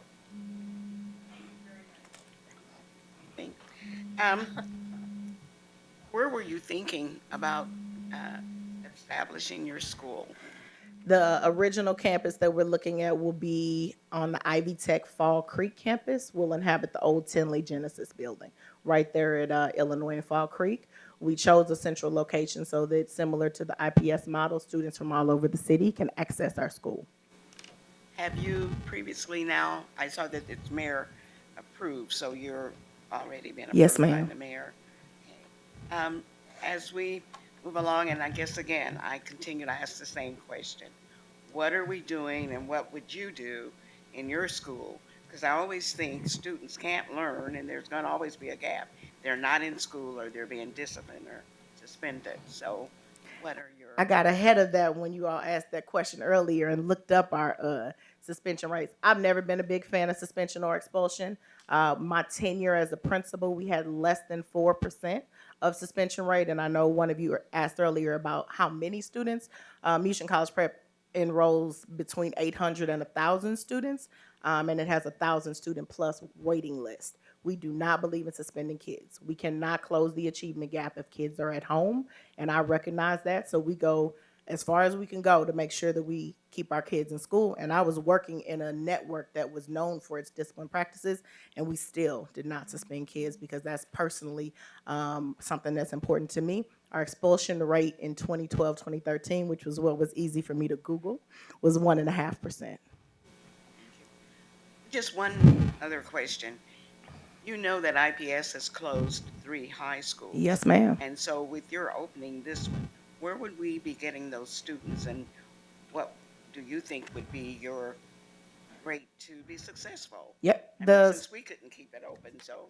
Yes, ma'am. The students are in the city. We are also anticipating starting small. Our goal is to start small so we can focus on the students that we have because of our unique model. So our goal would be not to take more than about 100 freshmen every year unless the district partnership warrants more, which we'd love to talk about long term. But because we're starting small, we don't anticipate struggling with enrollment or drawing a significant number of students from our already existing programs within the district.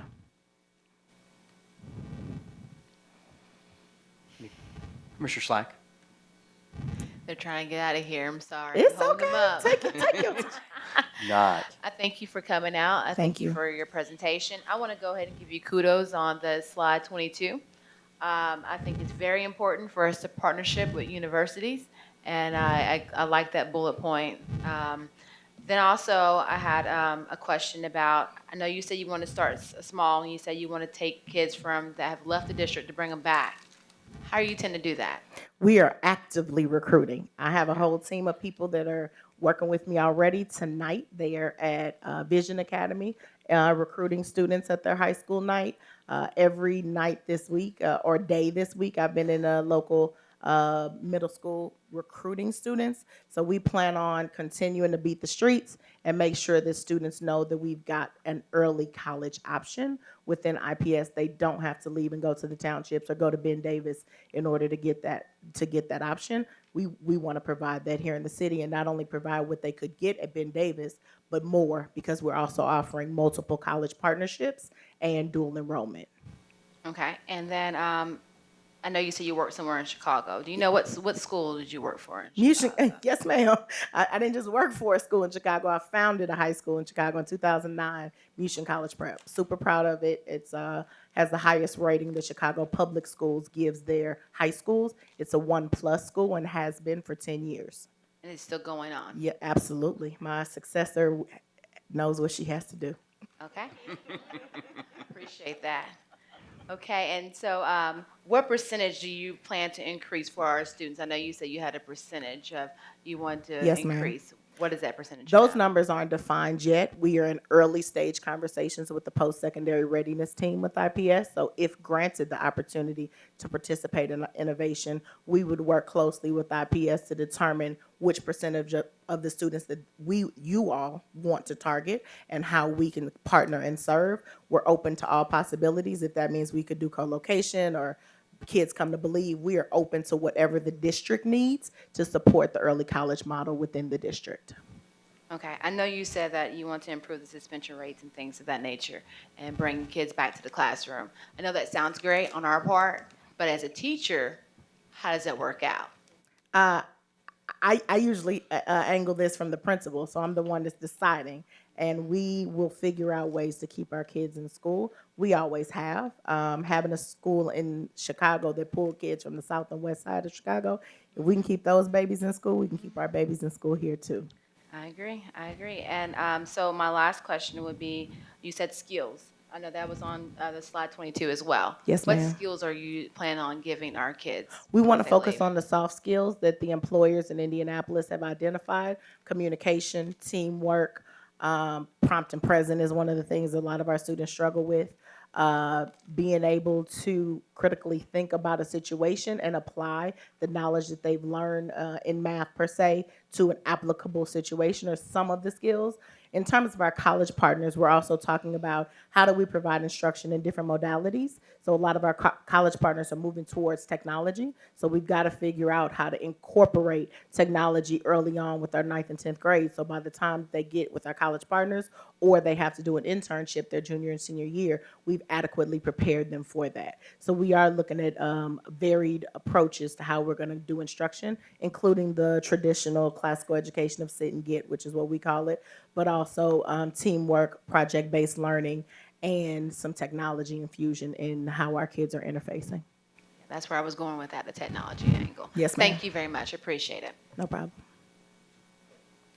Commissioner Arnold? Do you anticipate staying in your current location in the long term, or is this just kind of a place to get started and Our current location is awesome in the short and long term because it's on Ivy Tech's campus. So it allows our kids easy access to the dual enrollment piece. We can operate fully as an independent charter in that location. If the district partnership progresses, then we'd be open to being wherever we need to be. Thank you very much. Thank you. I hope you guys make it to the game. So with that, we only have one more left. We would like to welcome Arlington Woods Elementary.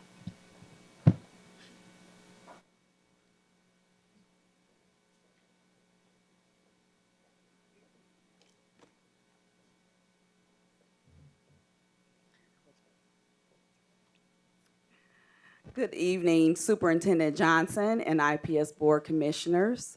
Good evening to the my community of supporters, Eastern Star, my family, and teachers here tonight. Thank you for welcoming us tonight to share our vision for Arlington Woods Elementary. The mission of Arlington Woods Elementary is to unlock every student's potential through social emotional learning and high quality education. Through this work, we want our students to have strong character, be well-rounded, and have a global perspective. In order to make this a reality for our students, we would like to utilize the Jumpstart pathway to enhance our Sankofa school model. Why do we choose the name Sankofa? Sankofa means to learn from the past. We started this work in 2015 when we experienced trauma through our students' experiences for the first time. Throughout the years, we've been able to create innovative ways to support their trauma-related needs. Through careful and intentional implementation of social-emotional learning and mindfulness, we've been able to move our cultural needle. This year, we have transformed our school culture into a culture that is safe, supportive, and it provides hope, healing, and a high education. As a result, our out-of-school suspension rates have decreased by 10%. 83% of our staff have demonstrated mastery of culturally responsive teaching practices, as well as school-wide expectations. Currently, 44% of our grade 3 through 6 students have exceeded their NWEA middle-of-the-year growth targets by an average of 20 points.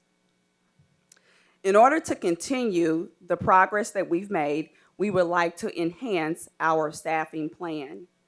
In the past, we learned that in order for our students to thrive, we also have to ensure that our teachers have the tools that they need to navigate trauma-related issues that our students bring to the school. In order to do this, we are seeking to have what we call a Sustainable Wednesday. A Sustainable Wednesday is an early release day where we can take more time to develop our teachers. It's really hard to see a teacher, veteran or new, struggle through secondary trauma. And secondary trauma is real for a lot of our teachers in IPS. If our teachers are traumatized and not equipped to deal with these foundational skills or the issues that our students bring to the table, then no one is thriving and students aren't getting what they need to be successful. So through these Sustainable Wednesdays, we seek to have wellness activities for our staff. We want to engage them in coaching sessions and practice labs so that they can practice the skills that we are teaching them and they can get feedback from their colleagues to get better faster. We also want to utilize the Sustainable Wednesday to go visit other schools. We use data for everything that we do. We monitor and track every single detail. And once we identify a gap, we would like to go to other schools who are excelling in that area to see what they are doing that is moving the needle in their schools. The majority of our teachers are new at our school, so it's very important that we take time with them to develop them and give them what they need to be successful. We have also assembled an effective school supports team. This supports team specializes in trauma-informed care, and we would like to compensate them more creatively. We also want to involve our students in mindfulness, which means that we will open and close our day with meditation, and teachers will engage their students in meta moments after lunch and recess. That's when we tend to see a lot of our issues. But I would like for Annette Wooldridge, one of our current teacher leaders, to talk about her experience at Arlington Woods and also why innovation for Arlington Woods. Thank you. Thank you, Coach Henderson. Good evening. Yes, you did hear me call her Coach Henderson. Let me explain. During our Summer Institute, we gave our admin team the name Coach Henderson and Coach Mickens. Coaches have two main jobs. One is to motivate, and the other is to help their team members get better faster. In order to do this, we must build both student and teacher capacity.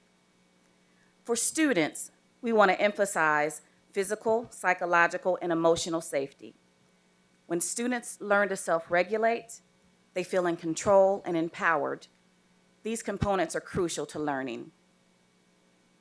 For teachers, we want to equip them not only with the tools to support high academic expectations, but also with tools to help them navigate through the trauma-related behaviors in the classroom and to navigate the secondary trauma that we as teachers often take home with us. As an original member of the school design team, I've been afforded the opportunity to see just how realigning our resources has already helped drive change in our learning community. Our building looks and sounds like a learning community. To quote one of my 6th grade students, "Mrs. Wooldridge, it's different this year. I feel safe." We can attribute statements like this to the pre-work that our team did over the summer. We came in early, we took off the gloves, and we got to work. But we are continuing to do that work every day, and we believe that going to becoming an innovation school will help us to get there and will help us to get better faster. Thank you.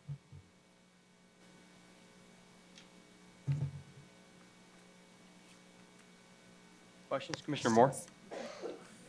Thank you. I've had the opportunity to attend your school, so I have to agree that I think that the schools sound good and you guys are doing a lot of great things. So I want to say that first. So tell me, what are the things that, what can you do differently as an innovation school that you feel you cannot do as an autonomy school within IPS? So currently, we do not have Sustainable Wednesdays. Yeah, I knew you was going to say that one. Okay. Go ahead. So currently, we do not have a half day every week where we can spend more time developing our teachers. Right now, we have 2 staff meetings a month, and they're 45 minutes in length. And we also have the few PD days that the district offers. And then we have the teachers' prep time, which is very important that we give teachers their prep time. So that is all the time that we have to develop teachers that are navigating social emotional issues as well as filling in remedial gaps for students at our school. And so we're asking to have more time throughout the week to develop our teachers. When our teachers leave Arlington Woods at 4:15 every day, they are tired. They've done a lot throughout the school day to meet students' social emotional needs as well as academic needs. So they are tired. And so for me to ask them to stay after for 2 hours for development, I'll probably only get 5 to stay. And even then, I want them to practice self-care. That is so important. If you are not mentally, socially, emotionally stable and ready yourself, how can you be for students? And so we do practice self-care at Arlington Woods. We have a Zen room. Eastern Star provided us with 2 Zen rooms for our staff to go to when they need a moment. They need their own meta moment. And so it's been it's really helped our school environment. But the main thing is I don't have the time that I need to develop them to master the skills that they need for students to thrive and be successful. So am I incorrect in that every school within Indiana has so many hours of instruction that every child has to have throughout the year? So those hours are not going to change. So your instructors, your teachers, they're going to have to still spend the same number of hours, right? You're just going to move them out so they'll work maybe on Saturday or something. I'm just trying to. Well, we're adding an extra 35 minutes to the school day, Monday, Tuesday, Thursday, and Friday. So we are making up the time. And we couldn't do that as part of IPS. I'm trying to understand, because I do see a lot of our schools coming here to ask us to do jump start, restart, whatever, and separate themselves from IPS. It was always my understanding that we wanted you to have autonomy. We recognize that you're the most important person. We know that you know your community, and we applaud Eastern Star for being a partner with you. So, I mean, I've been at your school, so I'm happy for all that. I just do not understand why we have to continuously remove ourselves from our district in order to be great. So I just need to understand that part. Contractually with the, so there are no seat time requirements in the state. So we don't say you have to be in your seat for a number of hours seat time. There are the numbers of days that we need to provide instruction to our students. But contractually, for teachers who are part of the collective bargaining unit and for the work we do for bargaining, if we want to flex and change time in that nature, then there's compensation that needs to go along with that. So if, to her slide around flexible compensation, she's compensating in such a way that then builds in that additional time, or she's scheduling that time different, she could do that more flexibly and we could do it now. So it's not impossible for a school to do it. They could certainly do it. The compensation to be able to go, an extra 30 minutes every single day for everyone on your staff right now is simply not feasible for schools. Okay, so my last question, I promise. I mean, I'm just in my own little wagon right now.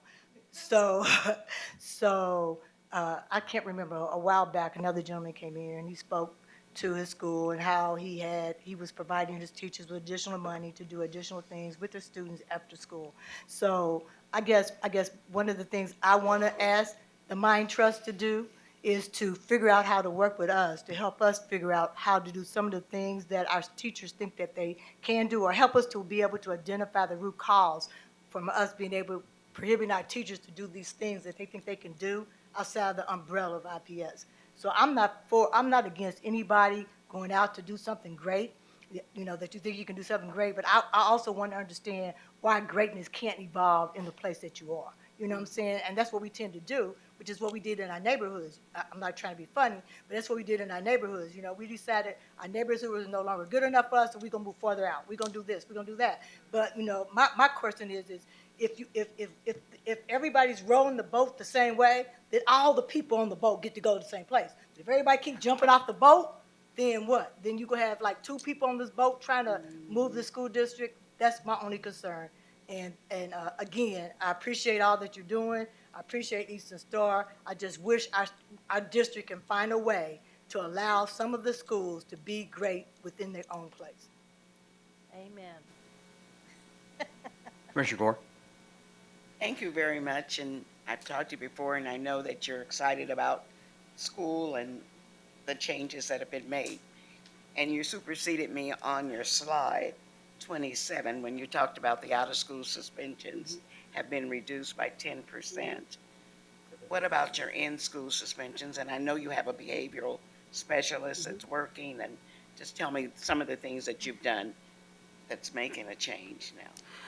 So we have a goal for our suspensions and for ourselves, and we said we did not want to go over 218 suspensions by December, and we are way below that number. And so what we are doing, one, our teachers are using culturally responsive teaching practices, as well as coach Mickens, who is my assistant principal, and myself, we're in classrooms on the ground every single day, every minute, coaching teachers in the moment using those practices. Also, we have a counselor now, social worker. We have 2 learning behavior support staff members. We have a behavior coach. And what they do is we have a amygdala reset room. And so students that need a moment to reset will go to the amygdala reset room. We have an interventionist in there that teaches the academic work while they're also being reset with the learning behavior support classified person. So when they are sent out, and we encourage the teachers, if you haven't mastered the tools to deal with the behavior in your class, send the students out, but they still get their instruction in that amygdala reset room. As well as if that does not work, then our behavior coach, Amy Clifton, she then provides proactive social groups throughout the day, so not reactive, but children have their set time every day to go with her, and she teaches social emotional learning skills as well. And then we also have our counselor and our social worker that also provide coping skills and techniques for students to use in class and throughout the school environment and just every day. We also have an ISS room. And so that is staffed by a learning behavior support classified staff as well. And then they also, she helps them with their work when they come in there. So there are many places, and then our classrooms have calming corners. And so even before students are sent out, they go to the calming corner to reset themselves. So we have many different ways that we try to reset the behavior as well as teach the correct behavior before they are suspended out of school. So if you looked at our data, you would say, wow, they have lots of referrals. But we're keeping kids in school, and that is our main focus is to keep them there. Excuse me, what did ISS stand for? In-school suspension. Oh, okay. Thank you. Thank you. Commissioner Slack. I want to say thank you for coming out. I want to say thank you to Eastern Star for supporting you guys. I also want to echo some of the same sentiments as Commissioner Moore. I have the same issues. I think that's the reason why I made the comment for our SQRs. I know you mentioned something about going to visit other schools and seeing what they're doing. I think that's the reason why it's important for us to see what our high-performing schools are doing and what our schools are doing and how we can use that data to help with interventions, because you're telling us that you asked in the district to do things for you and that you need. So please tell me, what staff are you seeing that you need right now at your school to help support you? Oh, I need everyone. No. That's a long list.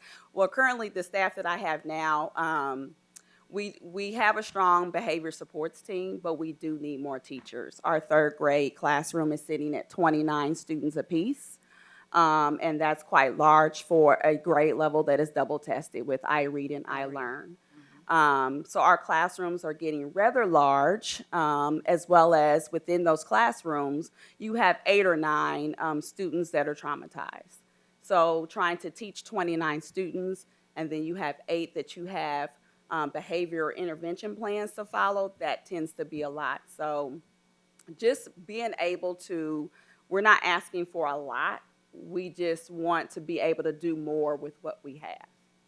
Okay, and I know that you mentioned the personal development days. Is your personal development days focused around that trauma that you mentioned? Yes, ma'am. So it's focused, it has a dual focus. It's based on teaching trauma-informed care, culturally responsive teaching practices, as well as a focus on standards. So we know that if teachers don't understand the standards and how they're assessed, kids are not learning, whether they are calm and refocused and are exhibiting all the social emotional skills that we want them to. But if teachers don't understand the standards and how to assess them, we're getting nowhere. And so it has a dual purpose. How long have you been doing this trauma focus study and Since PD? 2015. And with that being said, do you do anything over the summer with your teachers? Oh, yes, we had a summer institute, so that was important to note. I brought teachers in a week early so that we could develop them, give them time to practice the skills, practice in front of their peers and get feedback, realign, readjust, and get ready for the school year typically or historically, we're getting ready for the school year in August. So I get my kids, now I'm creating my classroom management plan because you got to know your kids before. So I felt like this year has been really successful because we are in front of the 8-ball instead of behind the 8-ball. So bringing them in early was very beneficial to the whole school community. And I apologize. So how long do you say you've been there? You've been there for since 2015 as well? I've been there this is my 9th year. Okay. And can you tell me what your data says about moving from your 9 years from the beginning to now? So when I first got to Arlington Woods, it was a C school, and so we realigned our resources. We became data-driven, and we took the school from a C to an A. We decreased suspensions by 20%. We increased our I-read scores to 72%. And so that's kind of been my data for Arlington Woods. Sounds like you're doing an excellent job. I just can't see why we're going to go to Jumpstart if you're doing such a great job. You have a great support system. You have a great anchor there at Eastern Star that's willing to do the partnership with you. I just can't see Jumpstart when you're doing a phenomenal job. But I'm listening to what you're saying, and I would love to visit your school. Come on out. Commissioner Arnold. Remind me, if you become a Jumpstart, do you create your own entity? Do you become, I know when you Yes, be under ma'am. the LEA, so you'll have your own board of directors? Yes, ma'am. And do your own incorporation into a not-for-profit. Have you done any of that yet? Yes, we have our own 501c3, Sankofa School of Success. And I have 4 board members. And who are those board members? Where do they come from? I mean, are they So- community? Are they? So some of them are from the community and some are from sectors. I have a CFO of Hardee's and Carl's Jr. nationwide who is a part of our board. We're all African-American women with diverse skill sets. One is a HR specialist, one is a fund development specialist, and one is is a university supervisor. All local? All local, and we're looking to have 9 board members. Okay, thank you. Thank you very much. I want to thank you guys. I've been in your school also, familiar with that neighborhood. I want to thank our friends from Eastern Star. Beyond just the work they're doing with your school, the work they're doing in that neighborhood is phenomenal. I will tell you, I will look anxiously to having more conversations with you all. My suspicion is if the work you're doing is phenomenal, and if you say I can do it better under a Jumpstart, I'm inclined to be supportive of that. Thank you.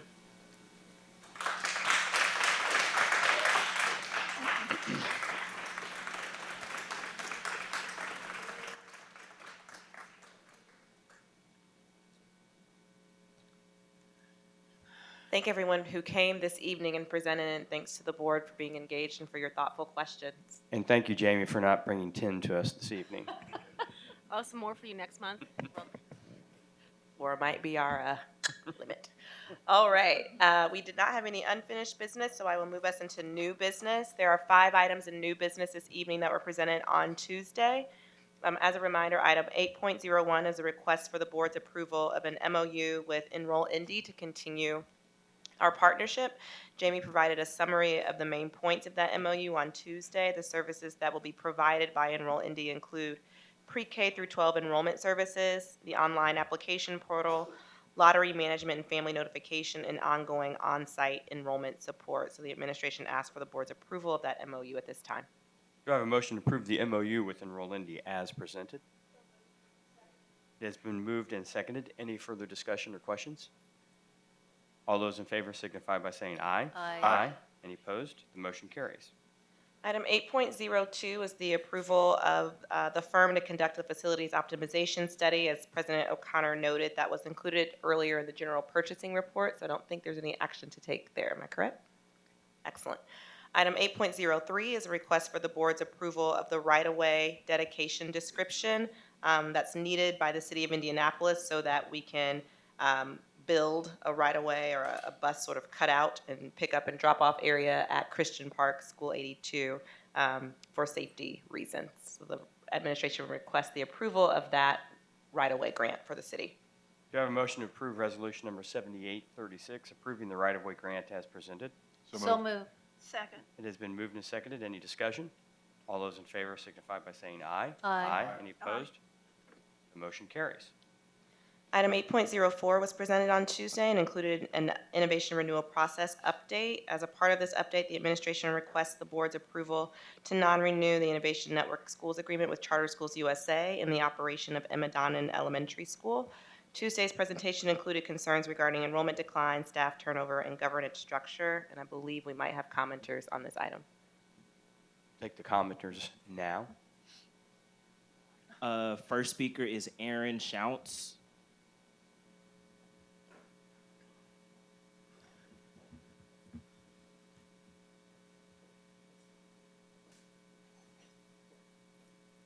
I will remind our speakers of the guidance earlier this evening that you have 3 minutes. Good evening, Superintendent Johnson and Commissioners. Thank you for allowing me the opportunity to speak. My name is Erin Shounts, and I was the Southside Community Representative for the State Board of Education School Transition Task Force for the 3 takeover schools currently operated by Charter Schools USA. I'm also the past president and longtime board member of the Garfield Park Neighbors Association, the neighborhood where Emma Donnan is located and Manual High School is located. Past vice chair of the South End Equality of Life Advisory Board, past Southeast Congress Community Building Team member, and current member of the Garfield Park Neighbors Association Education Committee. More importantly, I'm the mother of 2 little boys, ages 4 and 4 months. I've been working with community leaders from around the South Side since the Transition Task Force began, and I stand before you today as a concerned community member and concerned mother who is asking the IPS School Board to stand alongside us as we advocate for high-quality education and accountability for Emma Donnan Middle School and Manual High School and Emma Donnan Elementary School. During the task force process, I was exposed to concerning data, questionable representation of information to the public, reluctance to provide information requested by the community, and a general lack of vision and commitment to sustainability by Charter Schools USA. Because of this experience and the alarming developments since the task force work concluded, our community coalition comprised of multiple Southside neighborhoods support the administration's recommendation to not renew the innovation partnership with CSUSA for Emma Donnan Elementary. And we also support the administration's recommendation to request the State Board of Education turn the middle school back over to IPS so that a high-quality, stable K-8 option can be pursued. We do want to emphasize that although we have serious concerns regarding CSUSA's management, the teachers and staff at Emma Donnan are dedicated to the kids they serve. In my time as a community leader, I worked alongside staff members as they sought to improve the quality of life for their students and families. And during the task force, I saw these individuals show up for meetings outside of work hours time and again to fight for their students. We implore you to work with the teachers and staff at Donnan to maintain stability for students and families and to support these hardworking educators who deserve to keep doing what they love in the Southside community. In addition, as you explore innovation programs, we also want you to consider placing a K-8 choice program in this facility. The Southside is not served by any IPS choice programs, and we believe this is an opportunity to provide more equitable options to our neighborhoods and families. Lastly, while I understand the future of Manual High School is not an item on tonight's agenda, I have assured my neighbors and community partners this will not go unsaid. As the Indiana Charter School Board considers charter applications for Emma Donnan Middle and Manual High School, the community urges your esteemed body to take a stand alongside us and commit to keeping Manual High School open by exploring alternative pathways, including innovation partners. We do not know what the Indiana Charter School Board will decide, but we know that these families and children have been left behind, and we are asking you to join us to fight for them. Thank you. Thank you. Laura Giffel, followed by Aaron Brown.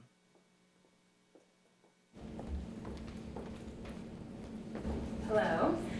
Thank you for this opportunity to allow the Southside to share our concerns.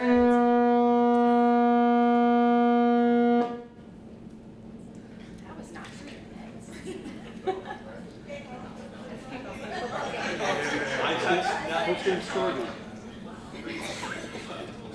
I have a loud voice. Okay. So my name is Laura Giffel. I'm the current neighborhood president in the Bates-Hendricks Neighborhood Association, which is located just north of both of the campuses of Emmerich Manual as well as Emma Donnan. As community organizations, we are passionate about improving the quality of life for those in our boundaries, including those that are our youngest neighbors. We believe that strong public education institutions are a key player in the health of our community, and I'm here tonight to ask that you partner with us in ensuring that both Emma Donnan and Emmerich Manual are led by administrators that share a vision of healthy and strong neighborhoods. For these schools to succeed, we believe that the administration must be accountable to the community that they serve. Our students are diverse with a diverse set of needs that are often very complicated. We desire a school that will meet the needs of all students that enter their doors, not just those that are college bound. Through our community meetings, it is clear that our residents are worried about the future of our educational institutions and need a strong vision and plan moving forward to fully commit to our public education system. It is our hope that IPS will join us in this work to ensure that all students that attend our public schools on the southeast side are given the same opportunities as students elsewhere in our city. Our communities are changing, and we must make sure that current and future families do not have to choose between an urban lifestyle and quality schools. Through our quarterly community school council meetings, we have begun to find ways to build better relationships between the young families moving into our community and the schools within our boundaries. While we have not had a relationship with the administration at either Emma Donnan or Manual High School, we have had the pleasure of getting to know a few teachers that share the same passion of quality educational institutions and the fantastic families that we serve. Similar to Aaron's comments, we as a community will continue to support the educators and families at Manual High School, but will continue to advocate for an administration that best fits the needs of our community. I look forward to continuing a dialogue with all of you on how we can improve upon our educational opportunities on our often forgotten southeast side of Indianapolis. Thank you.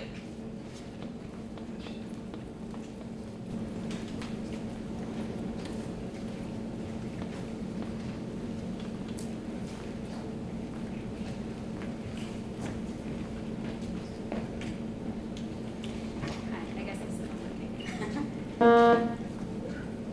Hello? No, okay. Hi, thanks to the commissioners and Superintendent Johnson for letting me speak. This is not my name is Erin Brown. I am a Garfield Park resident and member of chair of the Education Committee in the Garfield Park Neighbors Association. I'm also a previous IPS employee and an IPS parent. I'm a first grader.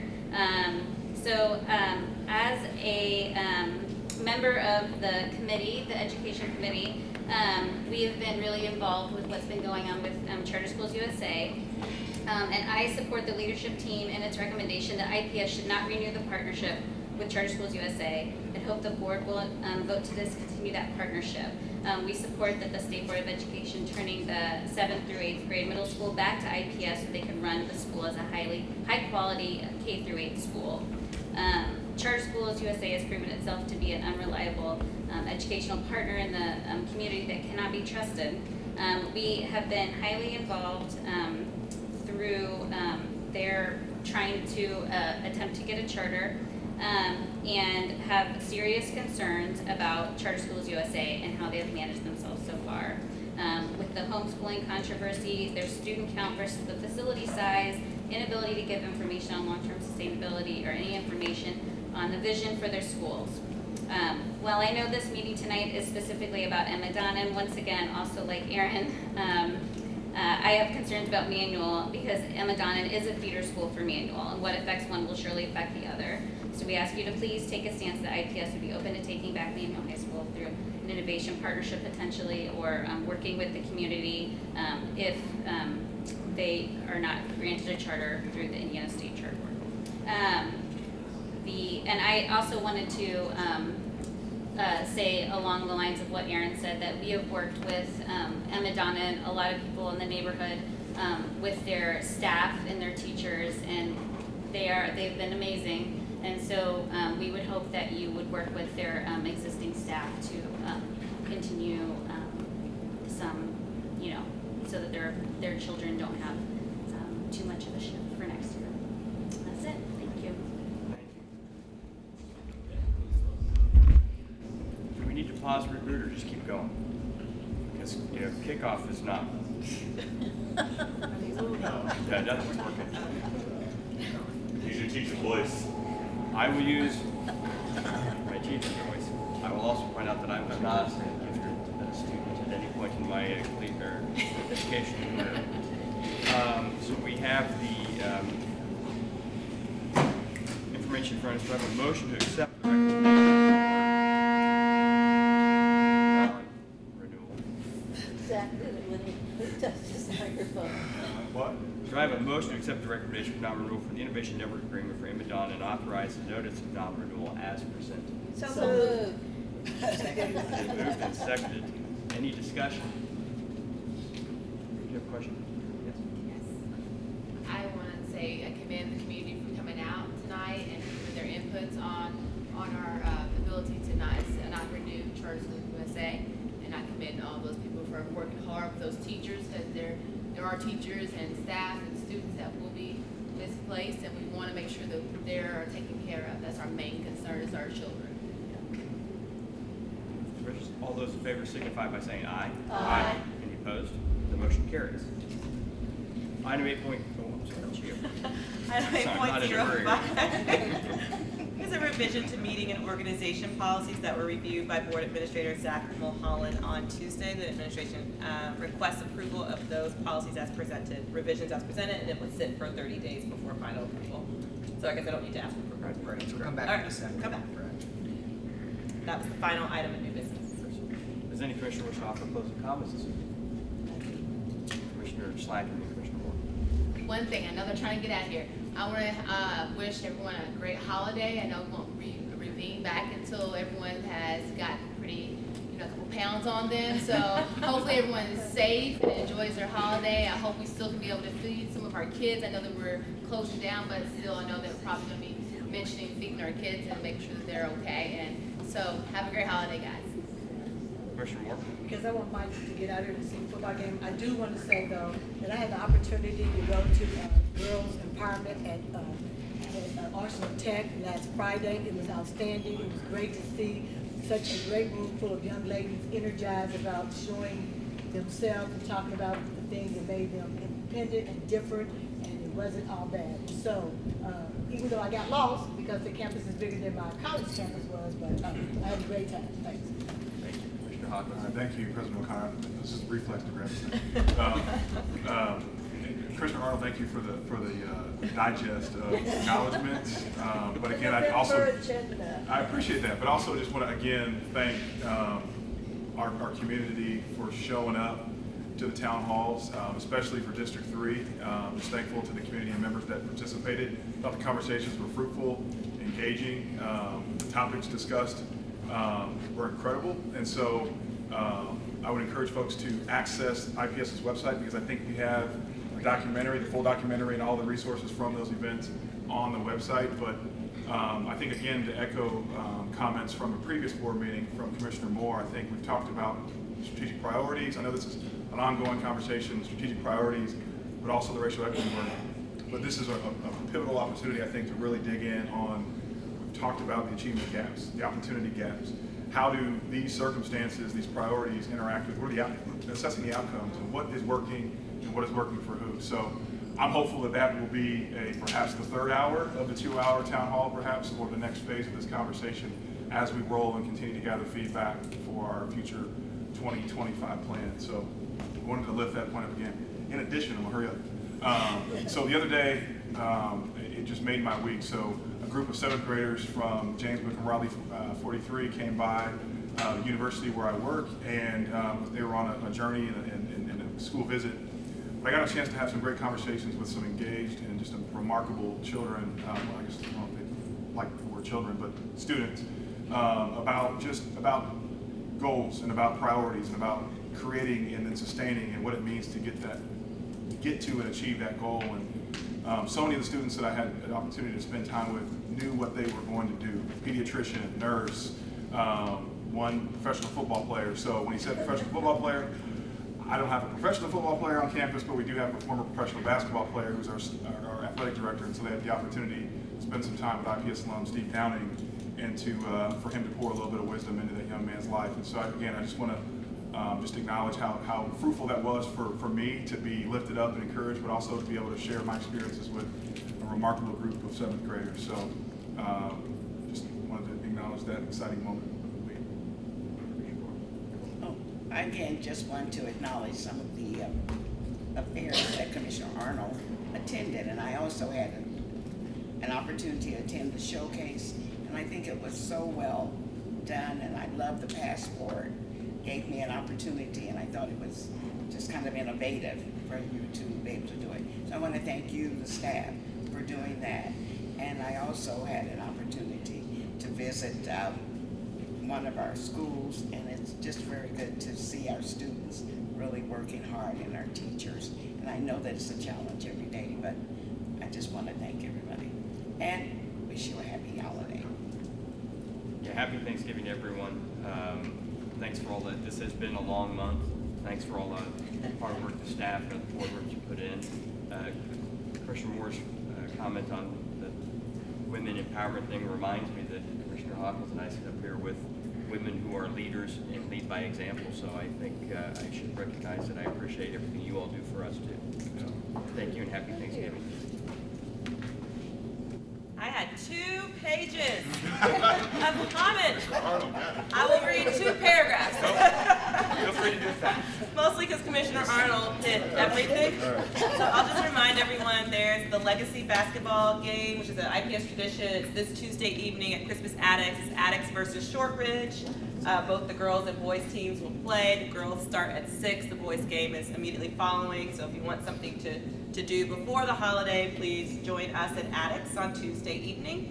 And I think all of you have shared things that have happened for our students in the arts, in athletics, in the classroom. So as much as I can, I tell everyone I can, there are great things happening in our district all the time.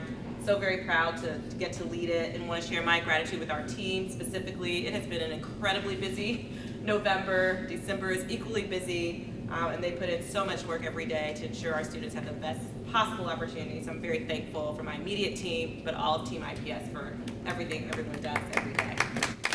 So, that's it. Have a great holiday. Thank you. Our next meeting will be our agenda review session. Don't you rush out of here. Will be our agenda review session on Tuesday, December 17th at 6 p.m. Also, the Finance Committee will meet on Wednesday, December 11th at 5:30. I always extend invitations for everyone to attend the Finance Committee meetings. Having completed all the items on the agenda, this meeting stands adjourned. Also, Ahmed's birthday. Ahmed.